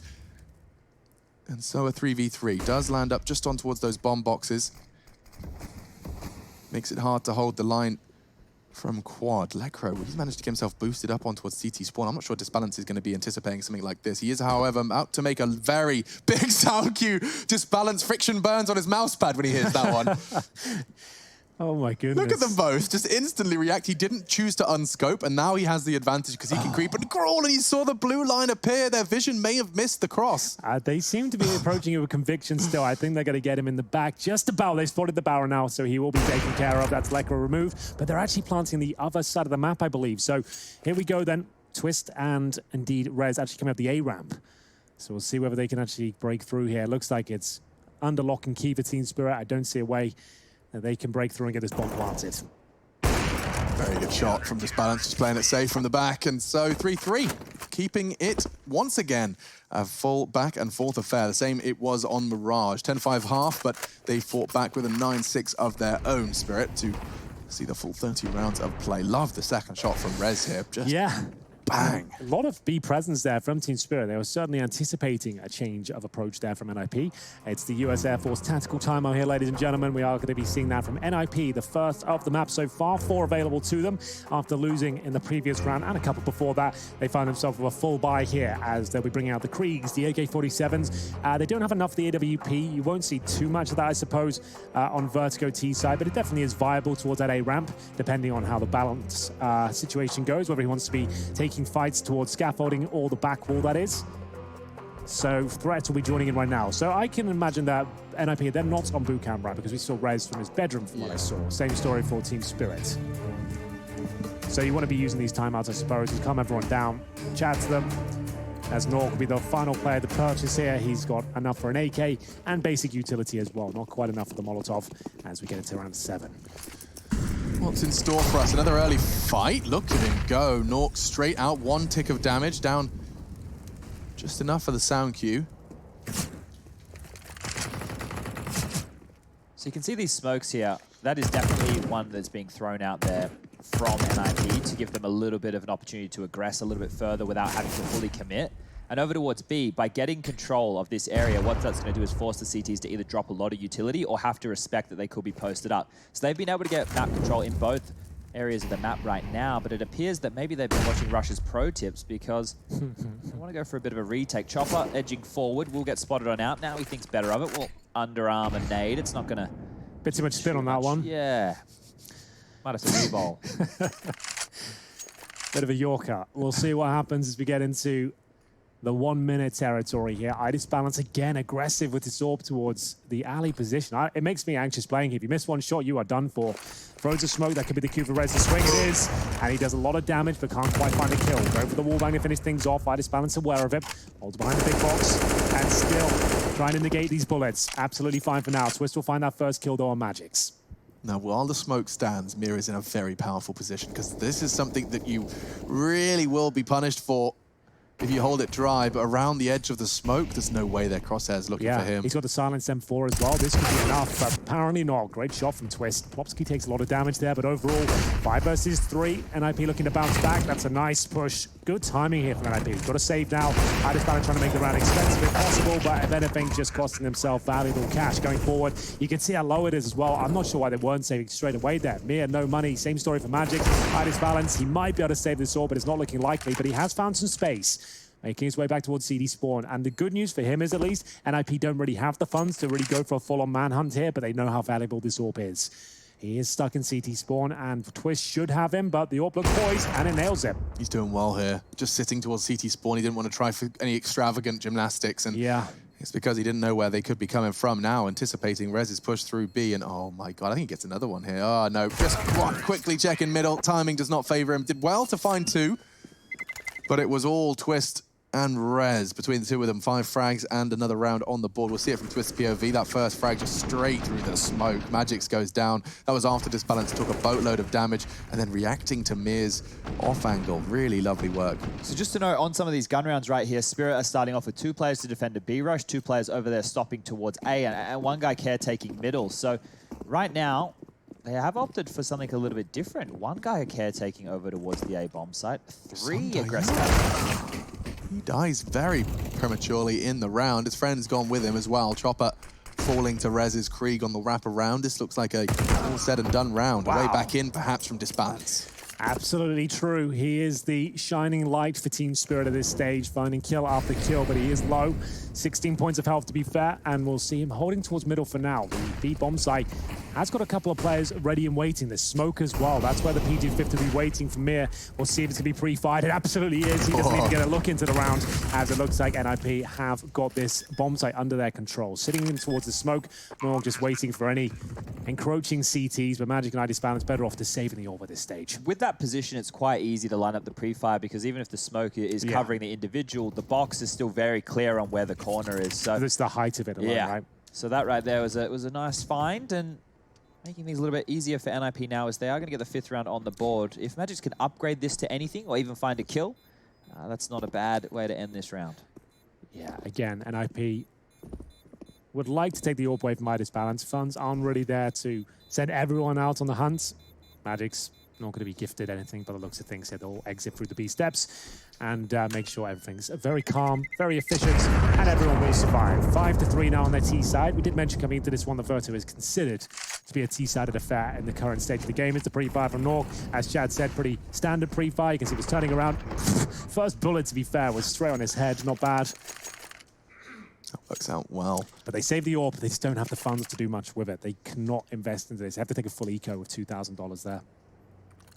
Wouldn't write Magix and Disbalance completely out of the script. Let's see what they've got for us. An aggressive B stance from Disbalance. I like that. They can stack instead towards A. Now he can just quickly, oh, excuse me, they're stacked behind him. So I see what he's doing there. He's fired off the shot, even though he wasn't even fully blind. Just to say, I'm at B right now, and he should hightail it towards either middle or A. That would be the most ideal situation. Where did Magix just go down? That was towards A ramp. Okay. So Idisbalance still has a shout in the round. He's shown presence towards B, but you can see him now in middle. Doesn't matter though. Apparently, that's both guns. That's Rez's bread and butter. As Mir will pull one back, they know exactly where the AWP is. Smoke down towards the CT side. 4-on-3, but NIP still want to focus towards middle. This could be dangerous. It really could, especially if he catches this boosted up player in the form of Norg. Good flash, but it's only USPs, and some Youngs has done enough. If he gets away with this one, Mir perhaps could catch a glimpse of someone crossing B. But they know both players are towards middle of this stage. B's open. The only chance they've got to win this now is if Mir somehow vaults out of the window, hits a no-scope, and denies the plan. Not going to happen. Twist will find him, and it's going to be round. This is going to be Samdai Young now with the Krieg, no armor, no nades, and probably just wanting to save the T-sided rifle. And what she will do. All the way towards spawn. So do you guys play it with E or mouse one? It depends. E's slightly faster, right? Like you can pulls the bomb up for you. Yeah, like I try and use E if I can, but muscle memory dictates I use mouse one most of the time. But if I'm really having a good day, I'll use E. You dabble in the E. Yeah, I'm thinking about it. I always get thrown the bomb, whatever happens, it seems, whenever we play. Well, not when we play. Whenever I'm playing with Rush, especially. Rush, you got anything to say about this? Come on now, what? The bomb always seems to be on my back. I say, I'm going to go AWP, guys. I'm going to do what I can. All right, well, The thing is, Henry, I'm just going to get a kill over here. Just take the bombs. I try to drop the bombs to people I know who aren't going to see any action for a long time. I like to get in there. Chad and I, especially on Vertigo, we're doing a lot of crazy stuff. We are it's high impact, high speed. You know, so you can hold the bomb, you can do whatever. I mean, I feel like I've been the bomb guy for a while now. I have to pick it up and throw it near bridge. I've learned that's my rule. Whatever you do, just don't leave it in T-spawn. Otherwise, there's going to be an atmosphere in the room. It gets a bit French. Yeah, it does. It gets very French in the room. But either way, there it is. NIP, after losing 3 rounds, will be back on the field. It was 3 in a row, bear in mind. Have we been keeping count of auto snipers? Because Henry Greer did say that it was I said the year of the auto sniper, not the week. Well, look, the year is already kicked off. It has. That's true. I can't deny that. He's got a point. That's true. We are in a year. The year has begun. He's got us there. But I honestly feel like there's going to be one tournament, one team just does it on a map, and it's going to start becoming a thing slowly. I think. I'm happy to put my reputation on the line here. All right. And you know I don't do that lightly, Chad. No. It's usually pretty calculated. Twist does walk straight into the site. Magic's actually finding multi-kill with the FAMAS. That's a rare sight in the kill feed. Mir can finish what he starts. Chance onto Plopsky, but not necessarily a guarantee yet for the CT side. They really want damage control here in round 10. Seal the gap. 7 on the cards for Nip as the bomb goes down. 3 on 2, though. No utility on the T side, but the old position here, Plopsky, it's pre-fired, and it's very common these days. I haven't seen big plays from this spot in a while. We'll see if he can make it work as he does wait for the smokes to go down. Flash is coming through, makes things incredibly difficult here. The pre-fire is there. Chopper will find him. Nork, another common position. The incendiary comes through. Almost no chance of winning. Good effort, I'll say that much, but a very efficient retake there. Aware of all the little tips and tricks available in the A site in the 3 on 2. He's getting the rotation. He's getting it. It's a perfect landing almost there. Perfect. Straight leg landing. Is he going to stick it? The diving competition of Vertigo is perfect. The judges now presenting their cards as a 10. Unanimous. Now I've got some 41 in too deep in my head. Do you remember the diving competition? I do remember that. The faster we're TV. falling, we're stopping and stalling. Okay, sorry about that. Keep going. Yeah. When bending over backwards to relate. 420. That's fine. Alarm off and ready to go. Round 11. 6-4 the score. Do we have an intervention about his alarm now and get him to turn off permanently? He's got 3 different alarms. Well, the amount of times we're going to be on air at this time is almost every second day. Alternating days, it's going to be going off. I don't know why it goes over 420, just to make sure we know it's like kind of the mid-stage of Exactly, the day. It makes me take note of the day, like what's happened so far? Yeah, exactly. Have I been productive? Have I woken up? You know, if I haven't, it's a nice backup. Like, Alex, you're gross, it's 4 p.m. Start doing something with your life. Please, you human slug. AWP now. Itis balance, no armor. That's a very good angle that he's kind of taken up here because Twist continues to dry walk up this ramp, and this is an off angle that he won't be clearing as part of this. They might actually overlook this. Potentially. Lecro's head presents itself. Gosh, it's not an easy shot to hit. You get Really the tip of the head. Oh, they've got a lovely execution here. Textbook stuff from NIP. It's on him. Vaults up on top of the bomb site here. And he's showing us what he's capable of with that Krieg, and that should be it. Surely he wouldn't even attempt its retake. Just grab the AWP and try and get out of there. It's even available to them. We will see the Krieg recover. There's the AWP. And back they go. It doesn't get much better than that, Chad, to be honest with you. You don't take any damage. You've managed to get the bomb down, 2 kills, and they have to save. That's pretty much as good as a round's ever going to Thank you, Mr. Lecro. Yeah. Mr. In-game leader. Kind of reminiscent of what G2 were doing those sort of round. You'll see Hunter vault up on those bomb side boxes once he got the execution in, and he never seems to miss a shot in that sort of position. So always cool to see when it works out. Was the smoker by design like a T-smoke for him to kind of push into and play over, or is this just simply, an outcome of this? Wall, I believe. Okay. I think it's not particularly deep. It's more a byproduct of their standard take on that side, because most teams are throwing that jump smoke from the sandbag position that we can see on the screen right here that covers off the left-hand side of the bomb site, and you can quite easily throw the one for the right side from the ramp. Perfect smoke for that kind of fight, though. Look at that. The thing is, if you had somebody maybe paying attention and waiting for that jump up, which, look, that's not going to happen every single time, right? Then you can probably have a 50-50 duel with him there. But if he gets over the top and people aren't aware, they're setting up for a retake, they're discussing what they're going to do, not expecting people to push the smokes, because I've already spoken about NIP being quite passive, you know, doing the fundamentals, then you're not ready for those kind of plays. So Lecro with a nice little bit of flair right there. Very deep smoke down ramp. Look at that one fly. That's going to give them complete control of ramp. I say complete. There is a little gap for Rez to keep his Krieg sights set upon. Magix will tuck himself into the close corner and a boost to make it even more promising. Will gobble up the flashbang, and he's white for approximately 2 seconds there. Incendiary as well. They're coordinating this so well, but still NIP thrive. It looked like they did everything right. A deep smoke, a molly into 2 on the boost, and still the advantage is NIP. This is a great-looking NIP. They've got the full package right now. The talent, the coordination, the theory, the homework down, and a map pool that seems to be increasing as well. This could be a dangerous team in 2020. As we see Plonsky now get all the information he needs to confirm the round. That's going to be Chopper removed, and now just poor old Sumdai Young. He'll be on the other side of the map, unfortunately, as the bomb gets planted. Very convincing round once again. We talked about an idyllic performance before with no kills being given away, the perfect A execution. This time finishing up towards B. Same results, no one going down, taking a little bit more damage, I suppose, but still pretty much spot on. I'm just trying to think of some solutions here that Team Spirit can go for, because every time that they've tried something aggressive over towards this A ramp, other than when Idis Balance had the AWP over in the alley position, they seem to have get beaten around a bit, right? The Magic's been picked off quite a few times by Twist. I know once was through a smoke, once was actually just an equal duel on the ramp, but the fights in that transition aren't working. So it's going to be very difficult to come up with something here on the fly of a way to retake the ramp. You know, let them have it, we'll flash and smoke here.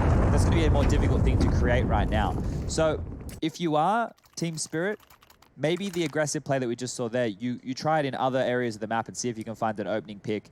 Because right now, when they're sitting back, they're losing the rounds. When they're going aggressive, they're getting picked on off. At least I would like them to go for a fight as opposed to having to save in a 3-on-5 situation round after round. So you want to see more of the round before, even though it didn't work out? Because I think once it gets scrappy, that's when their individuals can maybe start to capitalize, right? If they can force 1 or 2 trades and make it a 3v3 in the mid round, at that point, maybe they can capitalize on something, because here, NIP look a lot cleaner.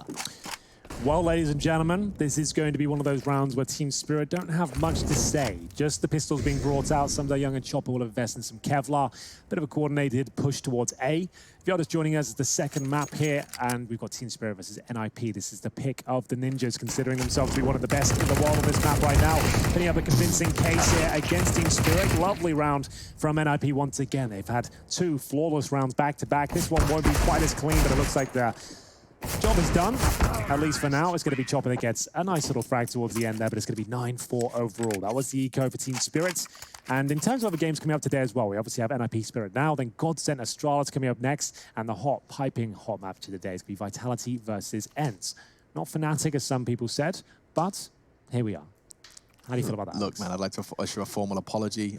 People have probably changed their schedules, cancelled events, and they've probably cleared their whole schedule for the Fnatic Vitality game I promised at the start of the show. It might be coming soon, who knows? But for that, yeah, the whole game of the day is going to be Vitality versus ENCE. It's the final one. As we get into this round, Nork will go down quickly. And finally, a bit of good news. Maybe it won't last for too long here, as Plopsky is just dealing with them in this true is a style. Buy, correct? Yeah, and Mia's gone as well. It's a nightmare. That's B open and probably round done. He smoked them out. Nice little right-hand smoke as well. Block all the vision towards the window, and you wouldn't even attempt this, surely. You've got no one on that side of the map. The bomb's down at T-spawn, to be fair. They've done the old classic. They need rounds. They need to have a shot. They may as... Like, I know that it doesn't look good, but at least it's a situation where it's potentially I don't winnable. know. I feel like the fact that you just know you can't even get through the choke points, they could be pushed up in spawn. Like, you've got so much to do to even get close to this. The fact it's taken so long for the bomb to go down, there's definitely an argument to be made. It could be done, but Lekro towards middle, I just don't know how they get into this. I have no idea. Chad, you stare at the map more often than I do. Are those fancy arrows for the transition between the lower level and the upper level new? Because I love them. They're not new. The map was missing a couple of details. Vlad was a little bit slow on updating it. Reddit had to remind him twice. Oh my goodness. But yes, those arrows are color coordinated. I do T entrances kind of thing. Yeah, so you can see on the map right now as they're transitioning, as Rez will transition into the lower section, you'll see him appear on the map on the bottom right there. Yeah. Oh, I see. Bing. It's like a teleport. Yeah. A portal. Like we're playing Quake or Diabotical. I had to go, by the way, guys. You had to go? Yeah. Thoughts? I was playing... Were you ever into arena games? Yeah, I played very, very lightly some Quake Live, okay. like just because I was, playing the Quake engine on COD 4 at the time. But yeah, Jesus Christ. So, the arena shooters that have been sitting, gathering dust, doing their day jobs, they pump. They are ninjas. That's what kind of killed Quake towards the end of it, because the only people playing it left were just the hardcore veterans, and you just couldn't get into the game. It's such a difficult learning curve and that, so hopefully that's a cool game. New maps. I mean, I guess half of the advantage is gone that it is a new terrain for everyone. Everyone's learning at the same pace, but nice shots from Disbalance. This time an advantage for Spirit and a necessary one. They want to try and stave off the 11th T round, and all through the smoke. Nork, no issues. Every time they get an opening pick, it's just answered back so quickly. Couldn't fall back there off the B step. Sumda Young's had a nightmare here in the first half. 4 and 11 for him towards that B side of the map. To be fair, they've mainly been focusing towards A, so he's been caught in a lot of rotation, so not like he's been having necessarily a bad individual performance, just very unfortunate, as they will finish up towards B here, but looks things. Contact play, what's waiting for them on the other side? It's going to be Chopper, who does have an Incendiary and an HE. The Incendiary will be thrown first. As soon as he sees anyone, he'll drop the Incendiary at the top of the stairs and just try and buy time for rotation. You can see him just checking for pixel gaps. As soon as he spots anyone, deploy the Incendiary. Here it comes. Right there, just to buy some time. And it's actually burning Nork. Well. Yeah, it forces the smoke out of them, but they do advance anyway. Chopper, oh, he's burning his toes, down to 4 HP as a bullet. Traces him through the smoke as well. Does eventually get shut down, and now disadvantage again through the smoke. Could Nip just give us a second? The CT's desperately trying to find a way back into the site and disbalance despite being caught. I thought he hit it. It was Mir, and Magix has found another. Suddenly this take looks very promising. Nork running out of options. He's got the bomb line up though. Nork knows he doesn't have to find multiple kills here. He just needs to do damage and deny that bomb being defused. He's given up his position though. The fact he had the lineup there, I would have preferred him to wait for the defuse to come in and maybe go for a big spam. Then like strafe off the stairs, disappear. It was still a bit of a fantasy for him to win that round. Very well done from Team Spiro. Not the best half, but it has at least put some wind in their sails going into the second, picking up round number 15 there. We are going to take a break. We're going to catch our breath, and hopefully Team Spirit will as well, and they can put up a better showing and take us to a third map. Do not go anywhere.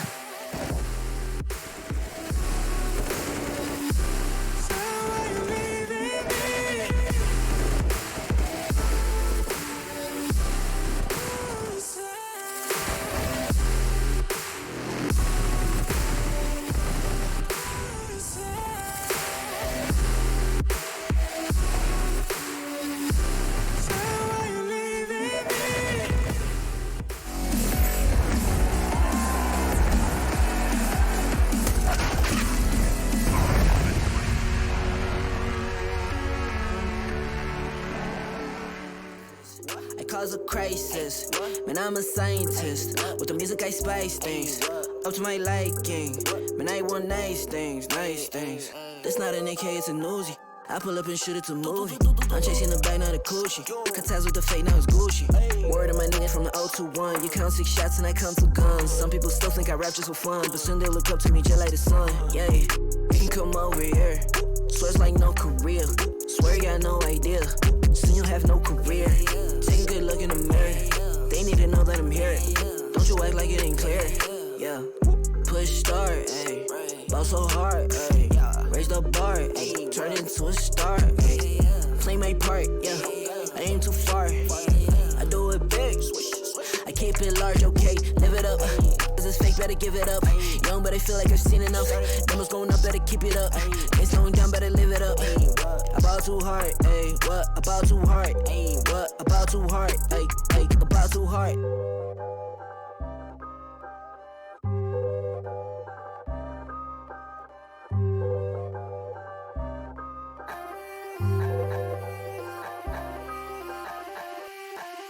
Don't you know I'm a bad little mama? I got moves like Madonna. Don't tell me cause I move when I'm gonna. I'm not afraid to lose, I am a prima donna. Don't you see I'm a winner, I'm a queen. I cause no scene if you work with me. Don't stop me cause I fight when I wanna. I'm not afraid to lose, I am a prima donna. Step out as a motivator. Let them know that the weight's up. That's how we know when we level up. Hey, that's how we know when we level up. Level up. All we know about is level up. Are we ready not to level up? You know we fall and we get up. Level up. All we know about is level up. Are we ready not to level up? It's time, get up. Back against the wall, still I'm standing tall. Know about the ball, I got my fan with me. All we know is ball to empty out the mouth. The chosen one they call, I take my fan with me. Know about it if you tell, know you're breaking codes. But your credibility and all fall like dominoes. Can you really take a stance? All I wanna know. Need me real ones when it's time to go. Stepping in, elevator.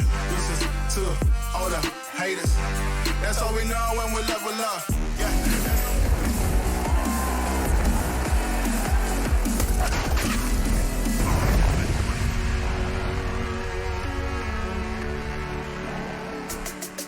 who's got easy in his name, and it's easy for him in game. Rez at 13-9 coming into our second map, and of course his teammate Plopsky was leading the way on our first map, Mirage. Again, yeah, he was looking so good on Mirage and Vertigo. True, Plopsky had his moments in this series, and it's 10-5 at half, and hopefully he keeps it up here, because Plopsky has 13 and so does Rez. So both the young guns there really leading the charge. We've got Lekro at the bottom with 8, so it suggests that everyone's kind of contributing and having a good effort so far. Not so much for Team Spirit. They're going to have a rough second half here, but they do move over to the favored T side here. I would say they need the pistol victory, considering they're a map down and also double digits for their opposition. We'll see what kind of buy will come through as we get into the second half now. Just to give one last little stat line on that first half, Magic's had a rough time over towards that A bomb site. He died to Rez in opening duels 3 times. So, sorry, to Twist 3 times. So he had an easy time walking up that A ramp, finding some picks. Those odds are not looking good by any means, Alex. No, GG Vet thinking it's GG. It's a big investment coming into a pistol round. You choose to invest $400 to clear out sandbags. At this point, you'd want to hope to be all in on A if you're going to do that, if you're going to clear that position out and really invest that much. They've just got one smoke, I'd assume, just as plant within it. We'll see if that's the case. So it's a retake. Who would have thunk? Yeah, so they're going to plant in that smoke, just get it down and faking it to kick things off. Just do you get to see your smokes here, Chad, maybe? They baited out nades with that. That is fantastic work right there. But yes, I'd say we would see these smokes come on through right now. I think you might be right. So if you missed it, Chad has pointed out 2 retake smokes from NIP here that land in front of the ramp. They'll go for the defuse. Twist has a kit, so this is the retake, and they need a couple of kills first. Where are those smokes coming in? They've been deployed. In they go, and this is where the retake really begins at this stage. Throw the smokes, Chad, spot on. DOS, and 3 frags as well. It's looking fantastic, a double kill. Look at Chopper, he's staring at a grey wall, and Bleak as he fires bullets into the smoke wildly. He's doing damage, but it will be the 11th for NIP. Is the check in the mail, or do I get paid yet? That's enough. I think now you can send your invoice. Pretty cool. It's good when you do a little bit of pre-game analysis and you show something that actually happens in game. It kind of validates my exactly how you broke it down. In fact, I don't know if the production can, but the Telestray is still loaded up. You can actually show exactly his drawing of the smokes that just happened. Yeah, it's still on the screen right now. Can we load that? Can you hear us? You can't do that. Okay. It's not possible right now. Scientists are working on that technology. Impossible. Look, we're working on a lot of things in the world right now. When we get the Telestrator, that's next on the list. Or screenshot or something. Let's keep that. It's a piece of history. It's artwork right there. But a force buy will come out from Spirit off the back of that plant. Last time we saw this boost, it was from the Ninjas on their T side, and the CTs had a lot of protocols to deal with it. It's very popular as the deep smokes thrown by CTs. You can, of course, get that nice vantage point with a teammate's help.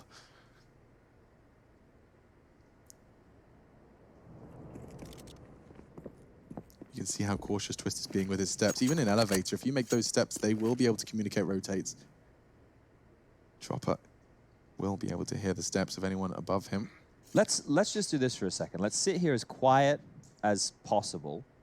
Okay. So that the viewer at home can really see what the players, just for 10 seconds or so, are working with here. This is what they hear, ladies and gentlemen.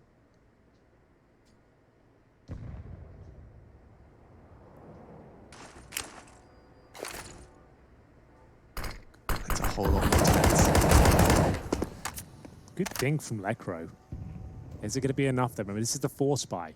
Team Spirit gave the pistol up, but the bomb planted enables him to get 3 Galils and 1 Krieg. You can go 2 Kriegs, 1 Galil, but this one's got a bit more bite to it, a bit more utility, and apparently a bit more damage. It's going to be the first kill for Magic here. 3 players towards middle. Juicy grenade makes its way through, but I don't think it does a whole lot of damage to multiple players. The Krieg certainly does, though. Rez with the flank. They're going to be boosting as well, so he can actually get 3 kills potentially. He hasn't got the ideal weapon for the job. Might just want to get out of here. If he can survive, he still gets 3. That's remarkable. Excellent work there from Rez, and it could be enough to win the round. There's only 7 seconds remaining. Idis balance. He has no chance to plant. The round's over, and it's all down to Rez. I don't know how he managed to get the 3rd kill. Just brilliant scenes from him. The fact that he knows his only chance is to hit a clean headshot with the FAMAS on the 2nd. He just crouches after this. So watch this. First shot, lovely. Just gets the kill, but now he adjusts. He sees some Young moving, crouches, and he just takes the headshot angle. The 3rd is just a crispy cherry on top. That's beamy for you. He's beaming. Here you go, guys. Our scientists work a little bit quick here. Here is the pre-game diagram. That's exactly what Chad was expecting is what happened in the pistol, and it worked to perfect effect as well. We are going to get into the next round. It should be an eco here for the Team Spirit. They've got Deagles. No armor, no nades, but still a chance, I suppose, with Desert Eagles. There's always going to be something to be said about them. Those grenades will not be connecting, but it does push them back somewhat. Magic's trying to find the 1D, but at this point, NIP don't have to work too hard. They've got the MP9s up close, and with unarmored opposition in front of them, should be making light work of them. Curious here to see if Team Spirit go with the same what we've been seeing out of most teams, just going for that cookie cutter, let's just get a ramp control, go for standard executes, bleed out the trades, and then I hope that they have to play retake.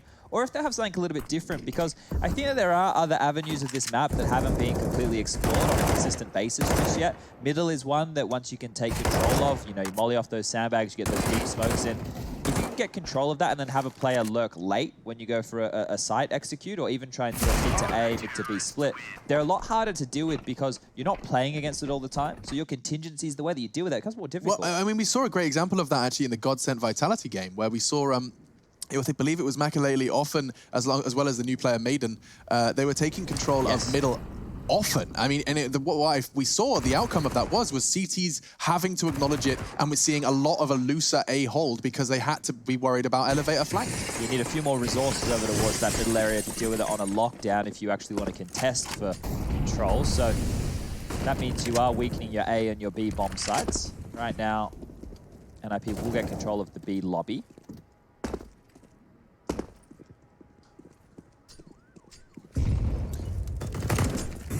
Absolutely massive round here for Spirit. Give this one up, call it done. They just won't have the resources going forward to bring this game back in their favor. For now, though, bit of mid-control, which is fine to give out. The CTs don't necessarily need that. It's not a bomb site. They can just be aware of the CT spawn.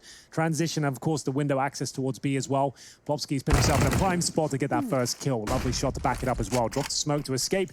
Just wants to maintain that advantage at this point. We did say some of the Youngs had a rough game so far, 5 and 15, as they make their way towards A. He's having his sugar crash, maybe. That's true. I forgot about that. Good point. So, Ida's balance coming in here. They need to find a couple of quick shots of this Krieg. There's no strategy behind this one. Just brute force, hope for the best, walk in, and for now, not really working out. So just a battering ram to the NIP door. Seems rather reinforced, and actually, Rez, he still catches a glimpse of the tippy top of Chopper's quiff. It's enough to bring him down to 6. 30 seconds, yeah, it's not going to be pretty. They've still got 2 smokes of the plant, which is fine, but Chopper's so low, and the incendiary is being deployed at 25 seconds here, so when the smokes come in, that's when they're dropping them as well. This is a nightmare. Perfect. Lovely. Perfect incendiary, that's sick. That's an easy lineup as well, in the middle of the box. Put that one in your pocket.